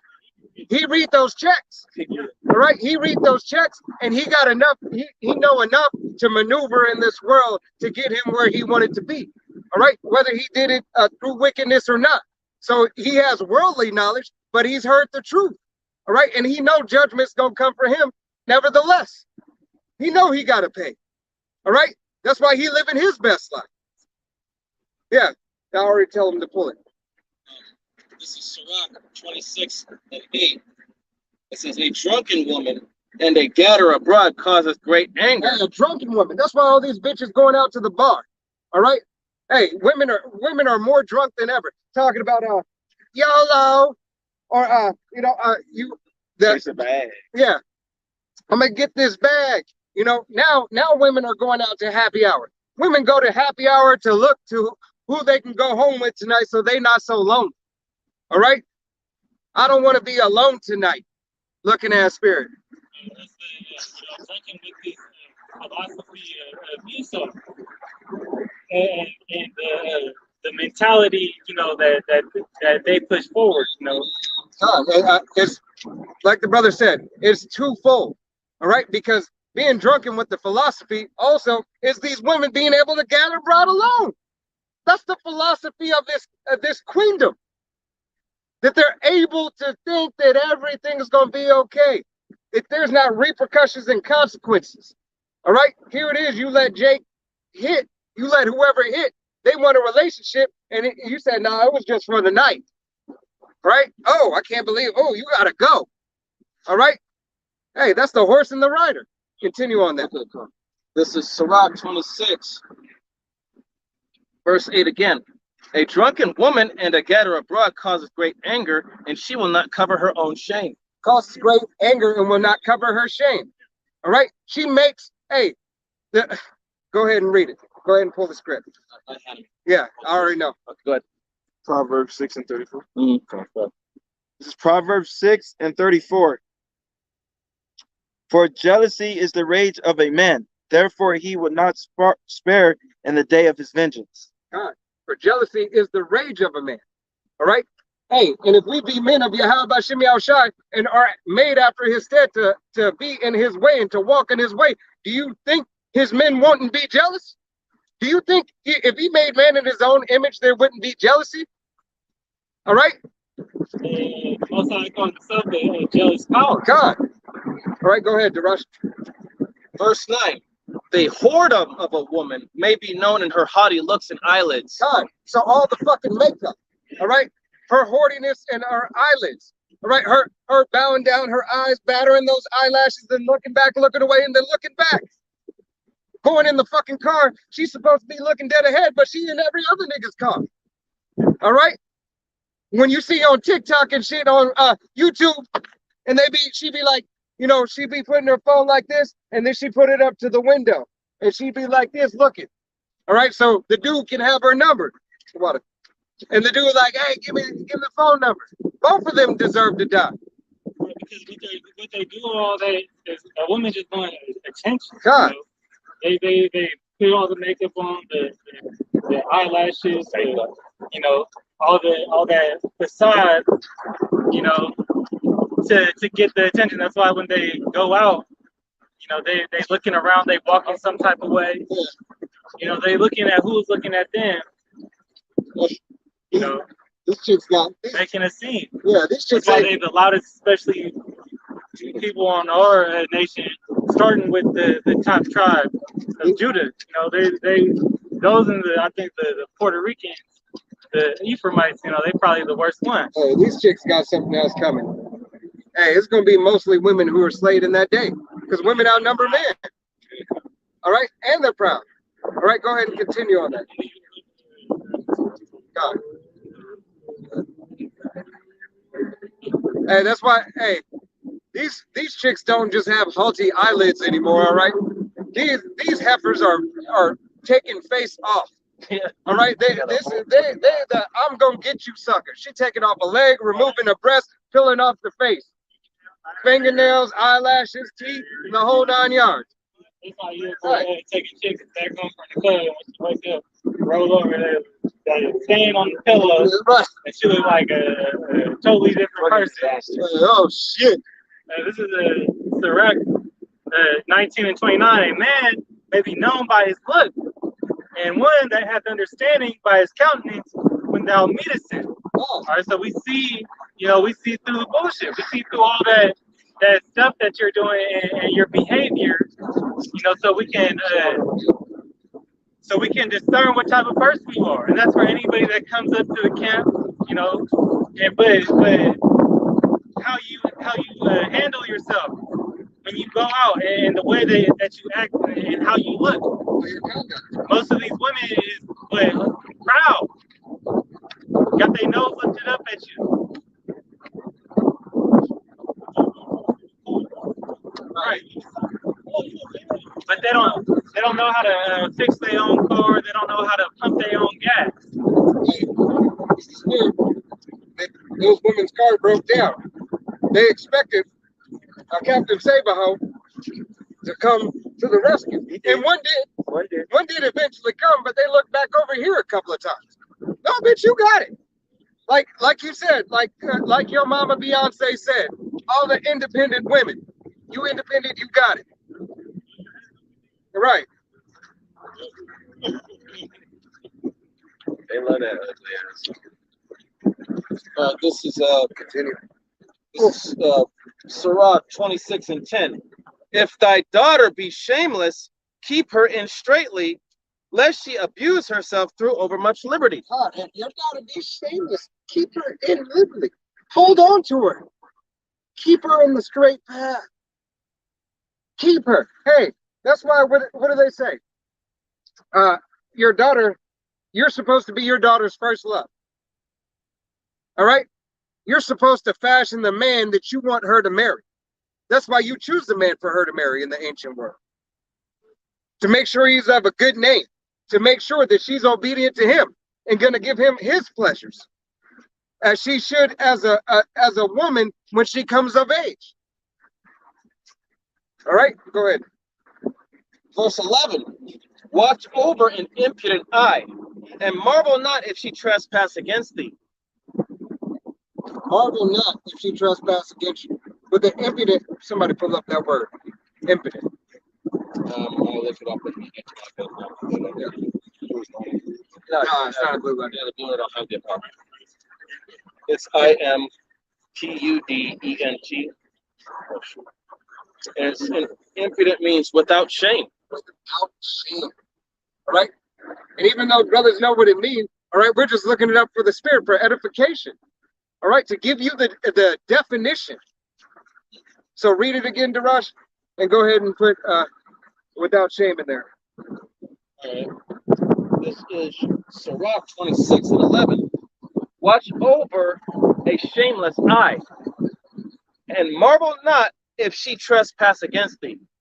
Right. Marvel not if she trespass against you. Yeah, because you know she gonna trip. You know she gonna trip. She was designed, right? She was designed without wisdom. That's why you're supposed to keep watch over her. Go ahead and continue. There's more on that. Verse 12. She will open her mouth as a thirsty travailer when he hath found a fountain, and drink of every water near her. By every hedge she will sit down and open her quiver against every arrow. She will open her quiver against every arrow. She will be a hoe. It is parabolic. And you see, like I said, countenance of these women. God. You know, you know, all that's been putting all this bullshit on, so they could be seen and called a bad bitch, so they could be a savage, fulfill their life. Because all that shit goes back to whoredom. You know, it goes back all that makeup and you know the lashes. Yeah. You know, that all goes back to what these whores do. And you look at how women dress nowadays; they look more like the ones walking down by the Orleans. Hey, this is why that word, what do they call it? They're thirsty. As a thirsty traveler. They thirsty. So you know what you're gonna get, as the brother just read. You know what these women are likely to do within their nature, and that's be whore. Hey, women only want pleasure.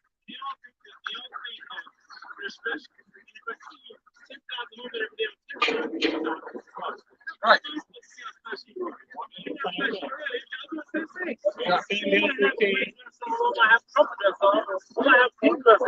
But they all doing the same thing. She can dance the same songs, the same moves, whatever. Right. Hey, twerk. I'd rather go, you know, read a book or something. I'd rather go build a car. Right. You know, go hiking or something because I'm just in the Bible. It's just all the same. Right, It's because all real. It's just, there's nothing. If you show me everything, there's nothing for me to want. If I know I can get it, I can go out there and get it from whoever, really, or just any dude can get the baddest bitch if he got the right credit card, if he got enough money in his pocket, right? Especially, yeah, exactly. Hey, get a little change in your pocket, the world is yours. Yeah, hey, that's what Wayne said.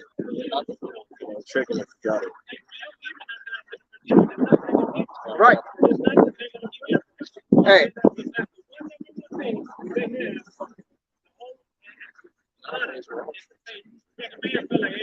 Yep.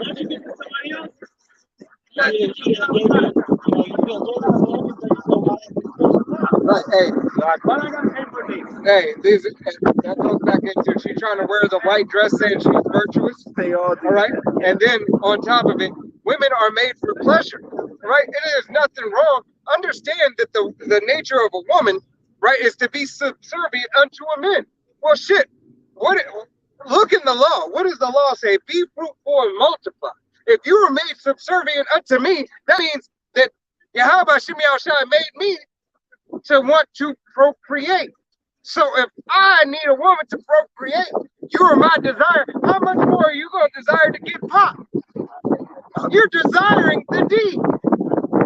That is your desire to please, and it's only supposed to be to please that D, not those D's, not the cock carousel, right? You can't, hey, you heifers out here can't paramount, all right? You've given everything up, but this is your world, all right? We're what does that say? I'm just a squirrel trying to get a nut, right? That's all. That's all you think, right?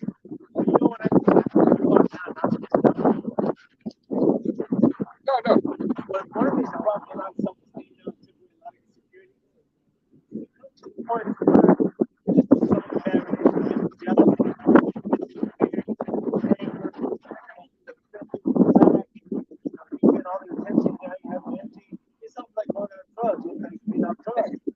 So after something like that, I thank God because, you know, it makes you realize that, you know what I'm saying?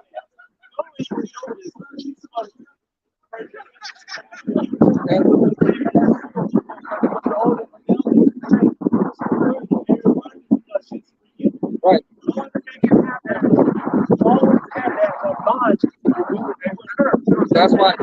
That's why that whole blue pill, red pill culture existed, right? Because men got fed up, and their men are starting to remember the old way, right? Jarash, I just want to get a quick preset. get a preset, but hold the camera. Sorry, it's not good. This is Genesis 2:18. And the Lord Yahweh Ba'ashem Yahushai said, "It is not good that the man should be alone. I will make him an helpmeet for him." A helping, a servant. All right. the word so when you look up help me in the blue letter goes back to the word zar, which means support, to help, succor. Basically meaning to, support, someone to help you. And what is a woman unto a man? A pillar of rest. Right? She is to be a pillar of rest. Go back to Sirach.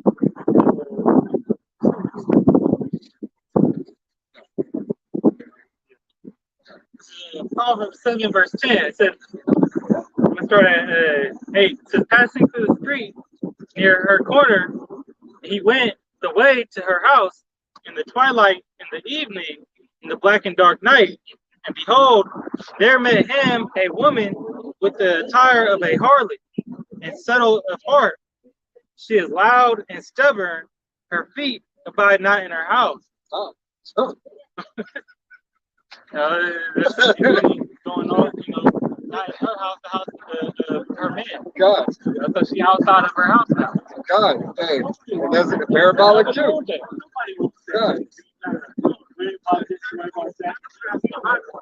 Hey, man, the last thing, once again, a woman's supposed to be a pillar of rest. The last thing you want to worry about is what your woman's doing, who she talking to, where she at.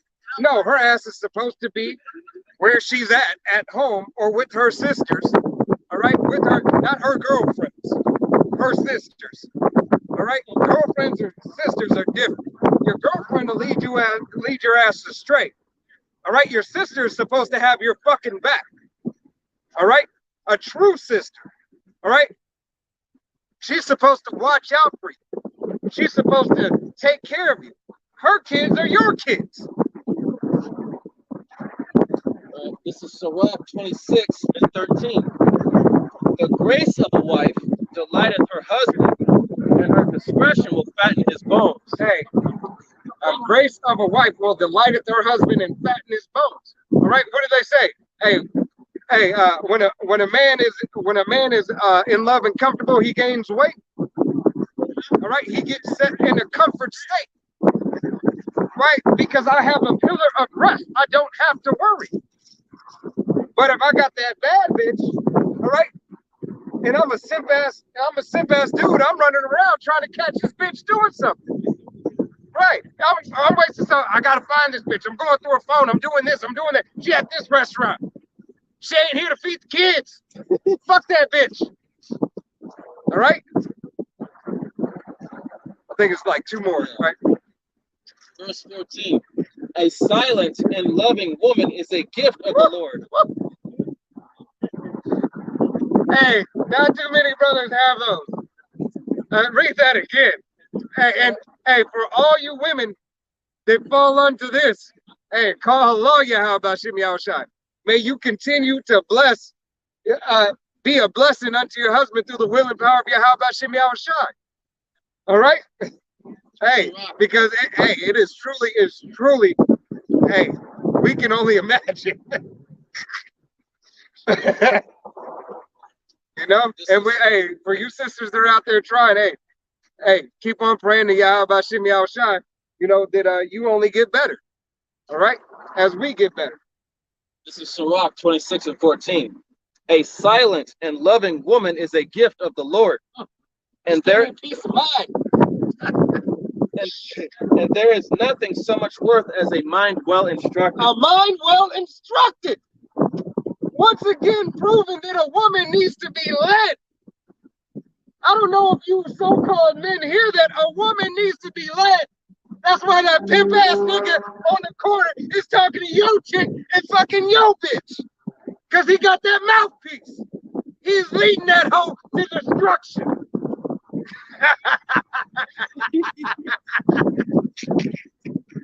Hey, baby, just hold this word. Get this word right here.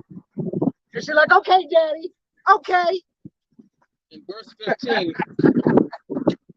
15, a shamefaced and faithful woman is a double grace. Oh, shamefaced and double. Read that again. A shamefaced and faithful woman is a double grace. Shamefaced. That means she looks straight ahead. She ain't looking at nobody else. She straight ahead. She only looking in the path where she needs to go. If I'm looking straight ahead, I can look down and look straight ahead. I'm going this way. Right. Right. Exactly. Right. Eye contact. She don't have those wandering eyes. Her eye is single. You're not looking at what the next man got or anything like that. She's focused on her How can I do this better? How can I be better for my man? How can I be better for my children? How can I be better for my household, which in therefore turn makes me better? All right. Hey, and then when a woman has her sisterhood, if she has a trouble or something like that, or she's frustrated with the man, all right, she can take it to her man to an extent, but she can also tell her sisters. Why? Because they're dealing with the same man.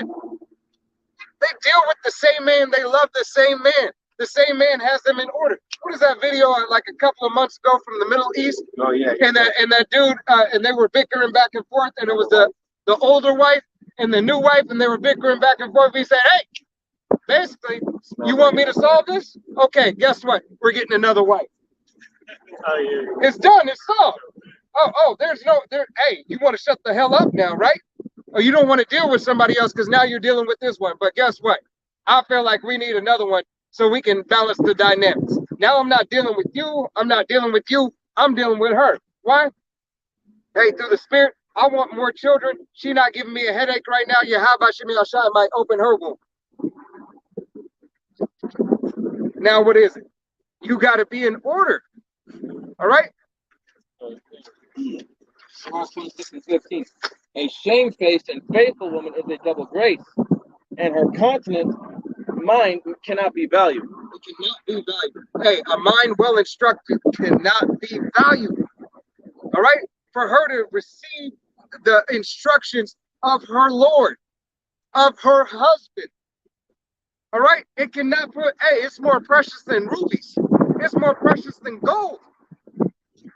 Why? Because she's taking heed to the words that you are saying, and you, Abaratazar, we be those men of Yahweh Shemi Shai, are not going to lead her into the path of destruction. We are walking towards the path of righteousness. All right, that straight and narrow gate.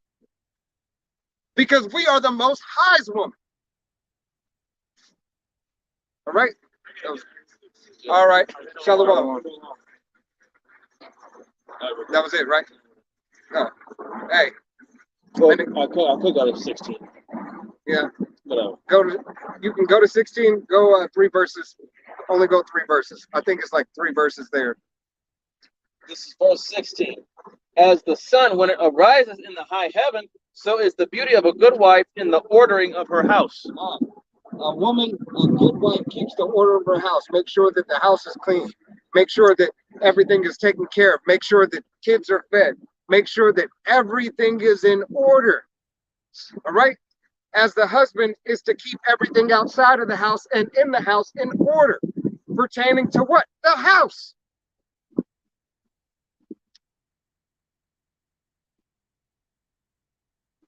All right? Yeah. God. Hey, we want to go back into Ephesians, right? Yeah. God. Ephesians chapter 5 and verse 29 says, for no man ever yet hated his own flesh, but nourished and cherished it, even as the Lord the church. Hey, no man has ever hated his own flesh. All right? You don't hate your own flesh if your flesh is doing well unto you. All right? You don't wake up, and say, oh, this cursed flesh. All right? We don't hate women. We just hate the way that they act. It's the same way. In perspective, how Yahweh Shemi Shai hates the 2/3 because they're acting out of order. They're being unruly children, disobedient. Verse 30 says, for we are members of his body, of his flesh, and of his bones. For this cause shall a man leave his father and mother, and shall be joined unto his wife. They shall be one flesh. Hey, a man leaves his father and his mother to join unto his wife, to become one flesh, right? To be on the same accord. All right. She's providing the pillar of rest, so they are on one accord. Hey, there's nothing like having a good woman coming home from a hard day of work, getting your feet rubbed, all right, and getting you some loving. All right. You didn't. Here it is. You didn't work all day and been slaved all day. You go home, take a shower, get to read you some scripts and get some loving. Hey, I'm content in my captivity because this is my lot right now. All right. She's following the instruction of you and making the household at ease. All right, to the best of our ability here in this captivity. All right. Matter of fact, since we own women, let's jump into Mary right quick. Let's jump into that verse right quick. Luke 2. And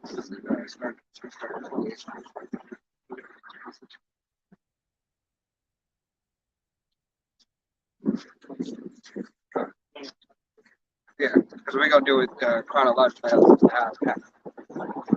You know, we'll start in 24. Well, I'm saying, what is it, 30? Where it starts?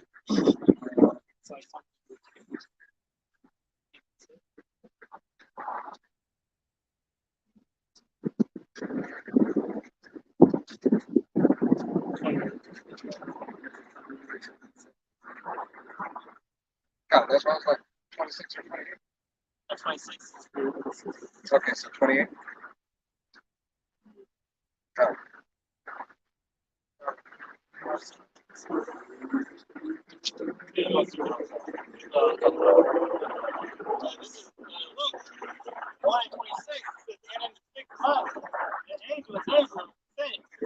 son said, City of Galilee, near Nazareth.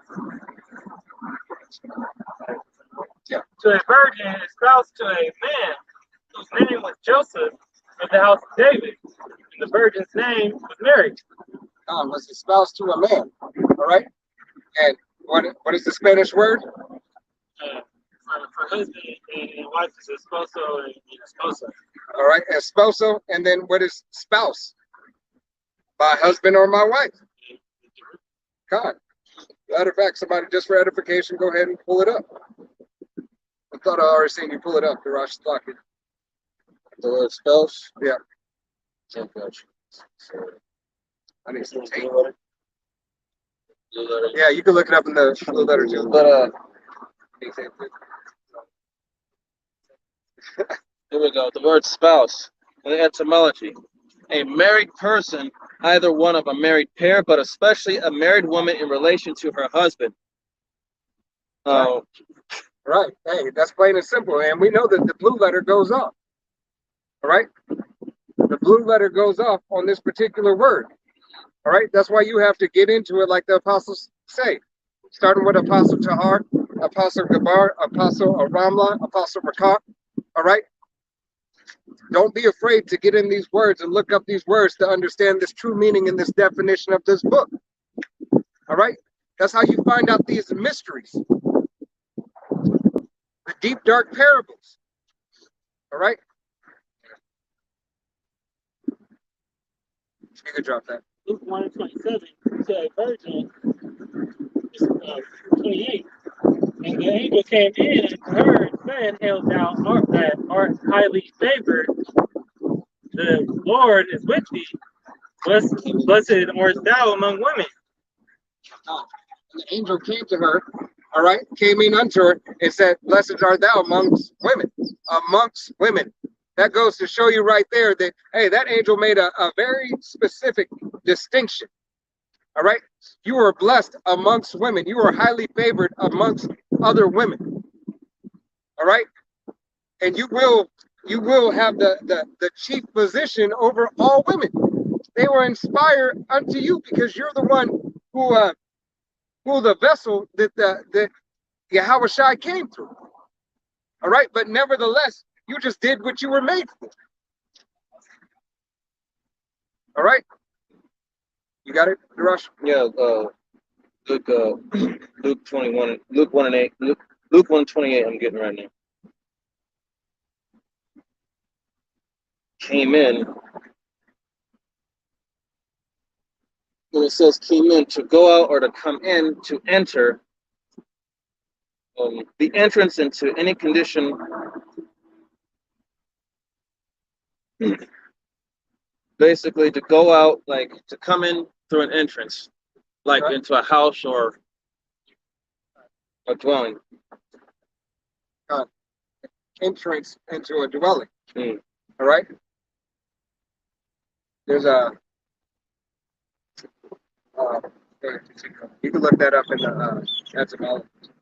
You know, Yeah, look it up in the etymology. Yeah. And verse 29, and when she saw him, she was troubled at his saying, and cast in her mind what manner of salutation this should be. Oh, she was troubled at his saying. All right, so where there did you hear that that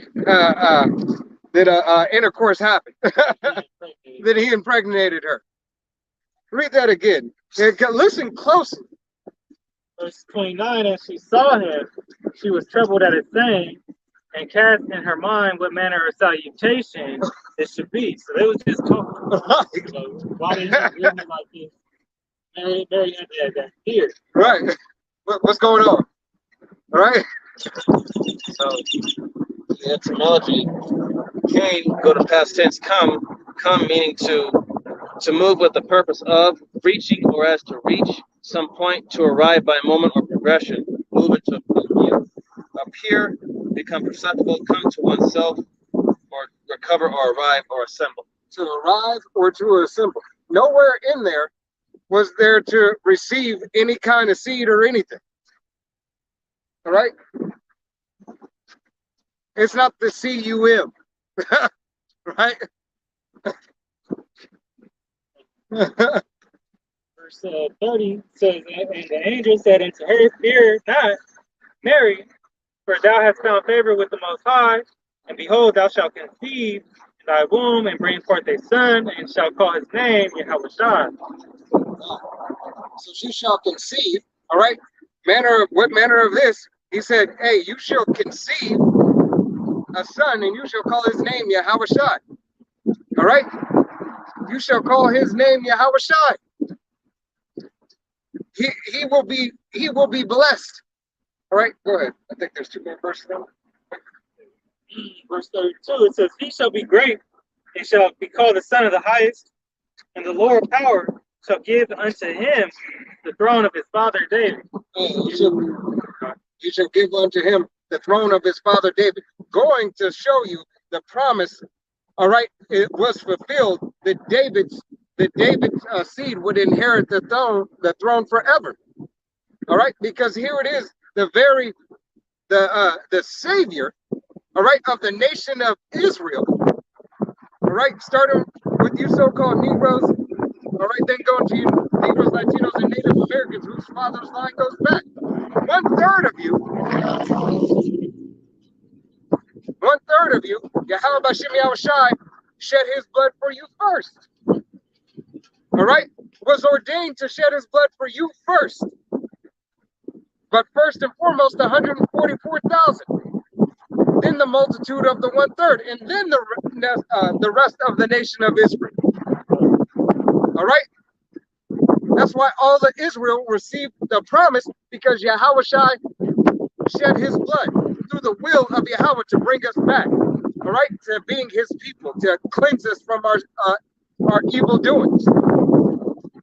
Verse 33, and he shall reign over the house of Jacob forever, and of his kingdom there shall be no end.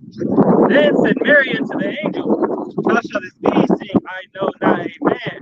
So, how shall this be, seeing that I know not a man? So she's saying, I don't know a man, all right, but yet you hear that? Hey, this the angel came unto her. That's because your carnal mind thinks of CUM.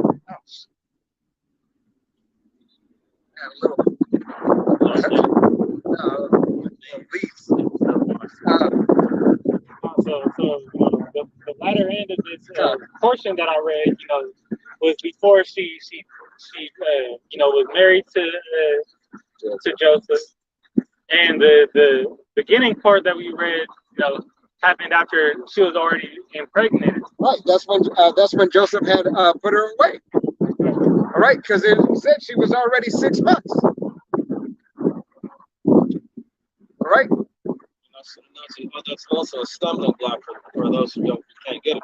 That's why it's precept upon precept, line upon line. Here a little and there a little.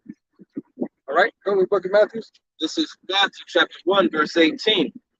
Now the birth of Yahushua HaMashiach was on this wise. All right, so it happened like this. It was on this wise. This is how it happened. This is how it went down. When as his mother Mary was espoused to Joseph. Was espoused. Oh my goodness, there's that word. A spouse. Was a spouse of Joseph. So meaning when she had sex, because we know that sex is marriage. All right? Sex is marriage. How do you consummate the marriage? Sex. Hey, you can still today, if you get married by document and you did not have sex, you can get the marriage annulled without any fees. But if you had sex, all right, guess what? You got to pay whatever fees. You could even, not get the documentation. God. If you, just if you write both your names in a Bible, that pretty much, and have proof of that, then that's marriage. That'll suffice for the everything. And it says, before they came together, she was found with child of the Holy Spirit. Probably it all over again. No, get into come together.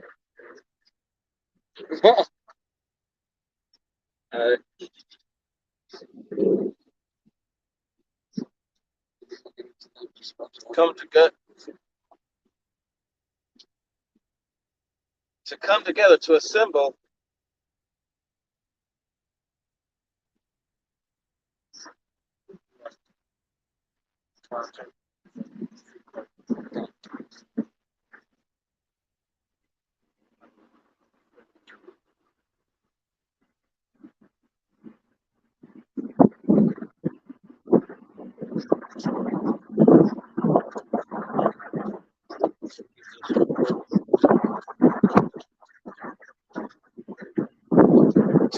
To come together to a symbol of conjugal cohabitation. Wait. Conjugal. Hey, doesn't a prisoner want conjugal visits with his wife? Right? Conjugal. That's just an example that it makes to simplify it so that you may get it. Conjugal, going to the etymology of that word, pertaining to marriage, nuptial, also pertaining to the relationship of a husband and wife. It was a continuous.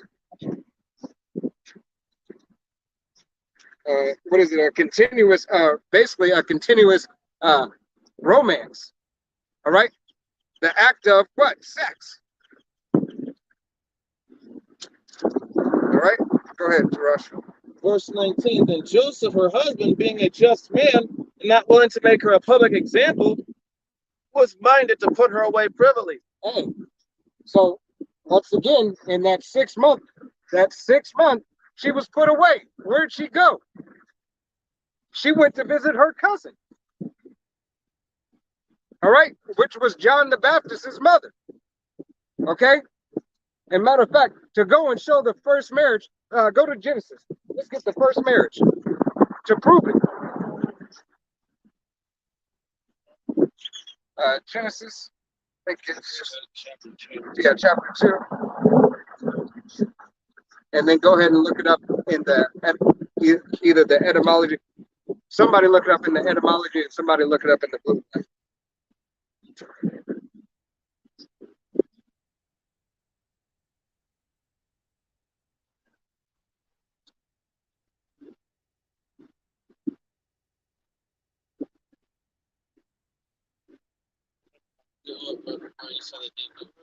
Yeah, he's got. But look it up in the whatever. What are you looking up for? In the blue letter or? All right, look up in the etymology. Genesis 2:21, it says, and the Lord power caused a deep sleep to fall upon Adam. And he slept, and he took one of his ribs and closed up the flesh inside and shed thereof. And the rib which the Lord power had taken from man made he a woman and brought her unto the man. Adam said, this is now bone of my bones and flesh of my flesh. She shall be called woman because she was taken out of a man. So therefore shall a man leave his father and his mother and shall cleave unto his wife. They shall be one flesh. They were both naked, the man and his wife, and were not ashamed. All right, and that's parabolic. All right, about taking the actual rib. All right, that's another deep parable, a dark saying. All right, but going to prove the first marriage. All right, Yahweh Bashim Yahushai had man and woman come together, and then we're going to get the definition. Good, come together. I read it out of the blue letter, come together when it was in the book of Matthew. Salakia, cleave unto you. Salakia. Yeah, I got that. And who's getting etymology and who's getting the blue letter? I was in blue letters. I got blue letters. You come take that out. Sorry, that's I got etymology. Cleave. When you go into etymology word cleave,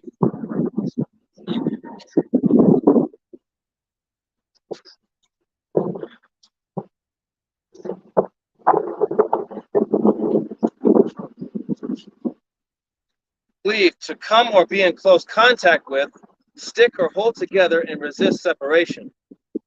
And the second one says to adhere, to cling, to stick fast. Basically, like I said, just to come or be in close contact with, stick or hold together and resist separation. To resist separation, to hold into close contact. All right. What is it? What is closer contact? All right, than a man and a wife. All right, doing the nasty, bumping uglies. All right, you got it. Yeah, the same thing. To cling, to cleave to stay with, to be joined together. To be joined together. Hey, a man and a wife are what? Joined together. How are they joined together? Through the act of sex. They became one. All right. All right, go back to Matthew.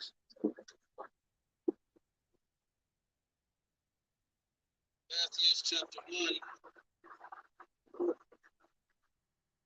verse 20. But while he thought on these things, behold, the angel of the Lord appeared unto him in a dream, saying, Joseph, thou son of David, fear not to take unto thee Mary thy wife, for that which is conceived in her is of the Holy Spirit. Now somebody go into the word conceive. All right? Conceive. This is crucial to understand wording and to understand this word right here, conceive. Hey, your mama conceived you. To take seed into the womb. What? Is that what it says? Take seed into the womb. What does it say? Take seed into the womb. Take seed into the womb. Look, well, let's go a little bit further. Look up that word seed.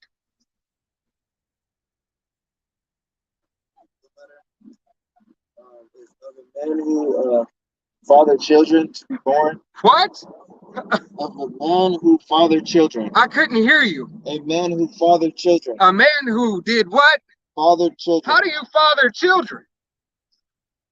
It was promised to come through the seed of David, through the sperma of David. All right? Through the seed. So, Darash, read your definition again. Roy, read your definition again. Read the script first, and then read your definition. This is Matthew chapter 1, verse 20. And matter of fact, just replace the word. So, you know.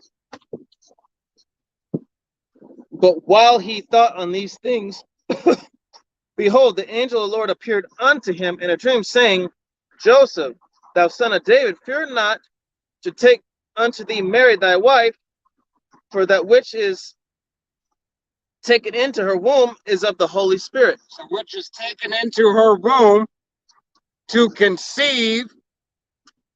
Go ahead. What did she conceive? Seed. What did she gather between her legs? Seed. And the word seed in the etymology goes to offspring. Oh, goodness gracious. All right, so offspring. Matter of fact, what is it? Matthew 2. When Yahushua was born, days of purification. Go to, I think it's in Matthew 2. Yeah. Matthew 1 and 21. And she shall bring forth a son, and thou shalt call his name Yahushua, for he shall save his people from their sins. God, he shall save his people from their sins. Go to Leviticus 12. I was in Matthew. I still want Matthews, but I want you to hold Leviticus 12. Go to Matthews 2. God. So you hold Leviticus. We got Matthews 2, where she, after she bears, how was I think it's Matthews 2. Slock it.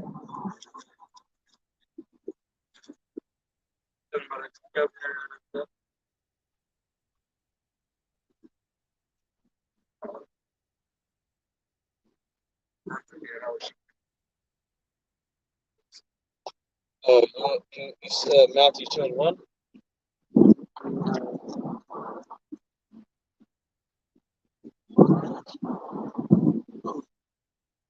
You can go. Slock it.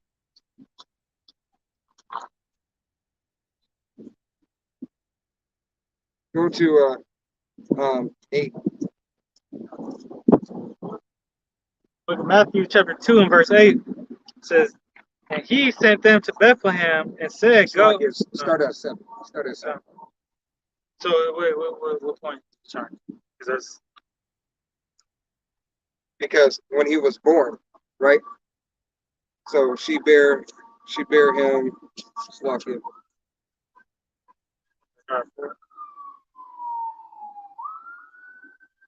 Gosh, yeah, slock it. So Matthew 2 and 4, when he had gathered all the chief priests and scribes of the people together, he demanded of them where Hamashiach should be born. And they said unto him, in Bethlehem of Judea, for thus it is written by the prophet. And it's like I should have started at 3, but that was Herod, the king at the time, same king that killed his cousin, ends up killing his cousin John the Baptist, but he was inquiring where Mashiach was because he knew in prophecy that that would be a hindrance to flourishing. Verse 5, it says, and they said unto him in Bethlehem of Judea, for thus it is written by the prophet, and thou Bethlehem in the land of Judah are not the least among the princes of Judah, for out of thee shall come a governor, that he shall rule my people Israel. That he shall rule his people Israel. All right. Not only proven Yahweh Shem Yahushua has a people. All right. But that also, he was conceived through seed, all right, and that he would be born like any other man. Matter of fact, let's go to the Apocrypha. Wisdom of Solomon. Yeah, it's Wisdom of Solomon, chapter 7, verse. I'll start at verse 1. This is Wisdom of Solomon, chapter 7, in the Apocrypha, verse 1.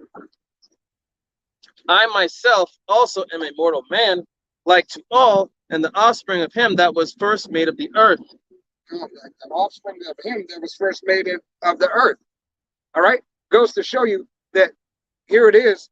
Our Savior had to come as a man. He had to suffer the afflictions of men. All right, go ahead, continue. Verse 2.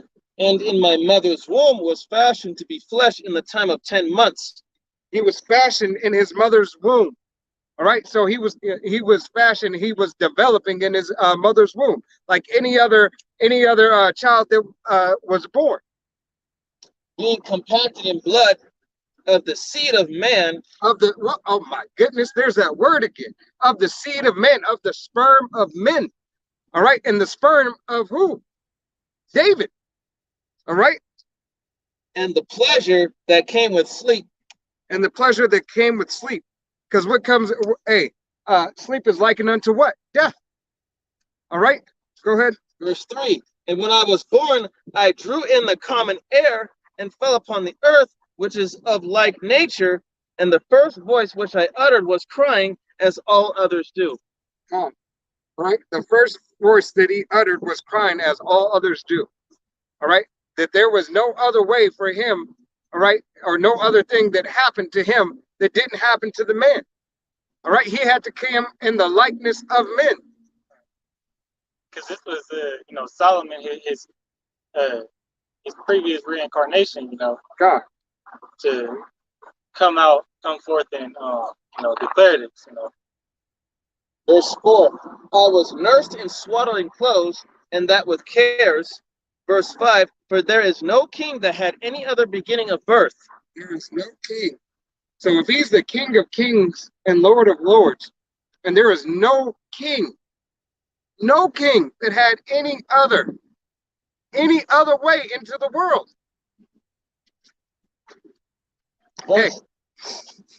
Verse 6. For all men have one entrance into life, and the like going out. Verse 7. Wherefore I prayed, and understanding was given me. I called upon the power, and the spirit of wisdom came to me. All right. Hey, there was no other way.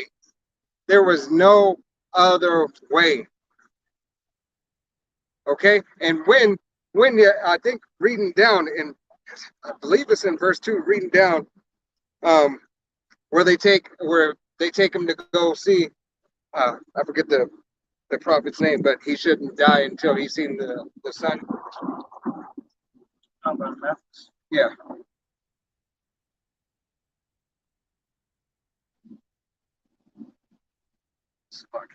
Oh, I'm in the wrong one. Sorry.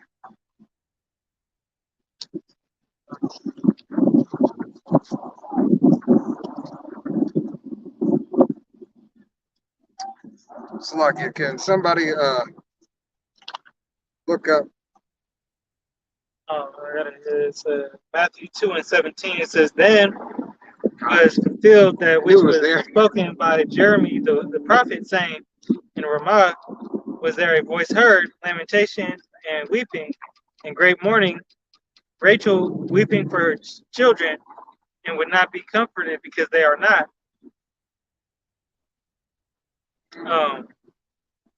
But when Herod was dead, behold, an angel of the Lord appeareth in the dream of Joseph in Egypt, saying, arise and take young child and his mother, and go into the land of Israel, for they are dead which sought the young child's life.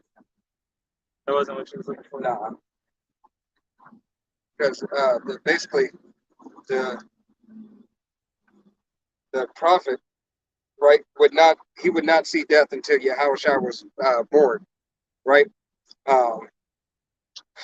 Slakia. It's slipping my mind right now. You're talking about Herod. takes him in, and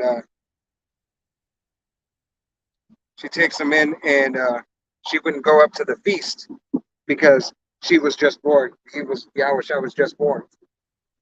Slovakia, it's slipping my mind right now. Can you look it up? I don't know where.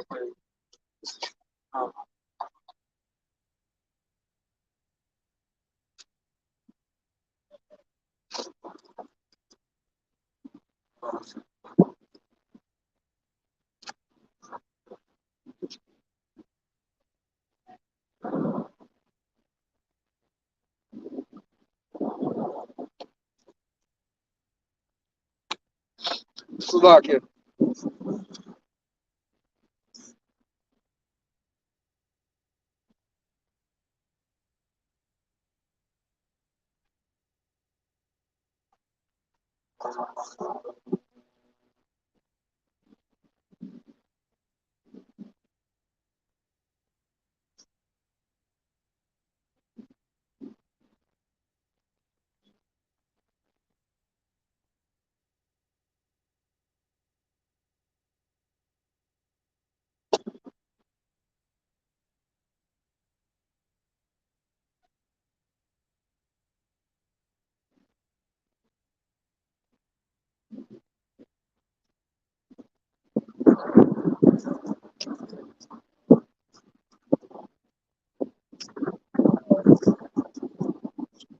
Go to Luke 40, Slovakia, Luke 1 and 41.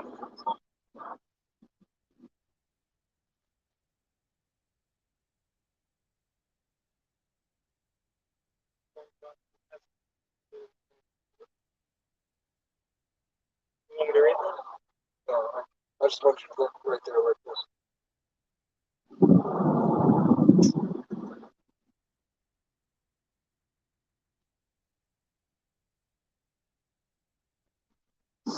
Dang it.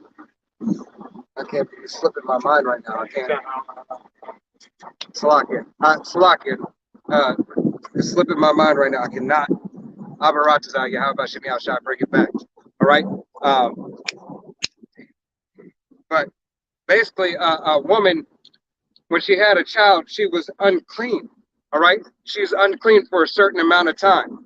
All right. And Yahushai, when Mary couldn't go to the feast, all right, because she just buried Yahushai, so she stayed back.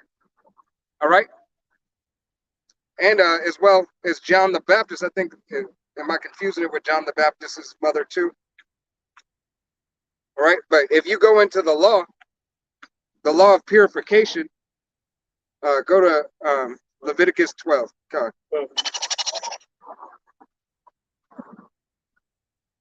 You can start at 1. Yeah, go read from 1. Leviticus 12 and 1, and the Lord spake unto Moses, saying, Speak unto the children of Israel, saying, If a woman have conceived seed and born a man child, then she shall be unclean 7 days. According to the days of the separation of her infirmity, shall she be unclean. God, so she conceived seed. Did we not just discuss and establish through the will and power of Yahweh Bashim Shai that Mary conceived the seed of men? All right. This is what it clearly stated. It clearly stated, if you took the time to do the work, that she did conceive the seed of men, of a particular man. All right. Being of the lineage of David. All right. Go ahead and continue. Verse 3 says, And in the 8th day, the flesh of his foreskin shall be circumcised. And she shall then continue in the blood of her purifying 3 and 30 days. She shall touch no hallowed thing, nor come into the sanctuary until the days of her purifying be fulfilled. God. All right. So she's unclean a certain amount of time for a man. I believe it's 40 days for a man. All right. And 80 days for bearing a woman. It's 7 days. Yeah. You add it up. 30, right? 33. So 33 is right there. Continue reading. 7 days. Unclean 7 days. Continue reading. Verse 5 says, but if she bear a maid child, sorry, yeah. But if she bear a maid child, then shall she be unclean 2 weeks, as in her separation, and she shall continue in the blood of her purifying 66 days. So what's 3 score? That's 30 and 36.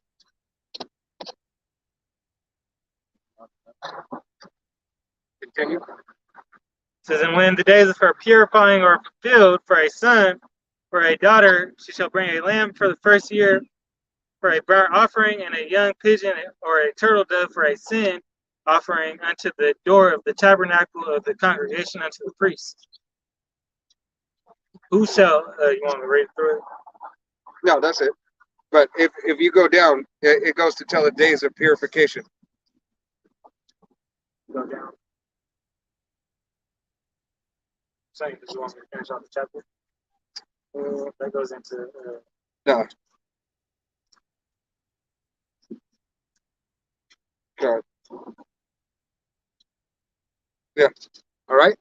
So, hey, it goes to show you the purification in the cleansing. All right. There's a time for the cleansing. All right. Because she received seed of men. All right. But Salakia, that's bugging me now. I got, y'all got something? All right. Hey, got something?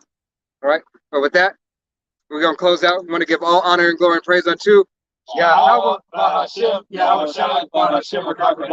Double honors to our apostles and elders of Great Millstone, to all the Akim out there teaching and preaching this truth with 144% sincerity, to the men, women, and children listening, learning, to the Bayash the house of David. Till the next time we say Shalom, what above.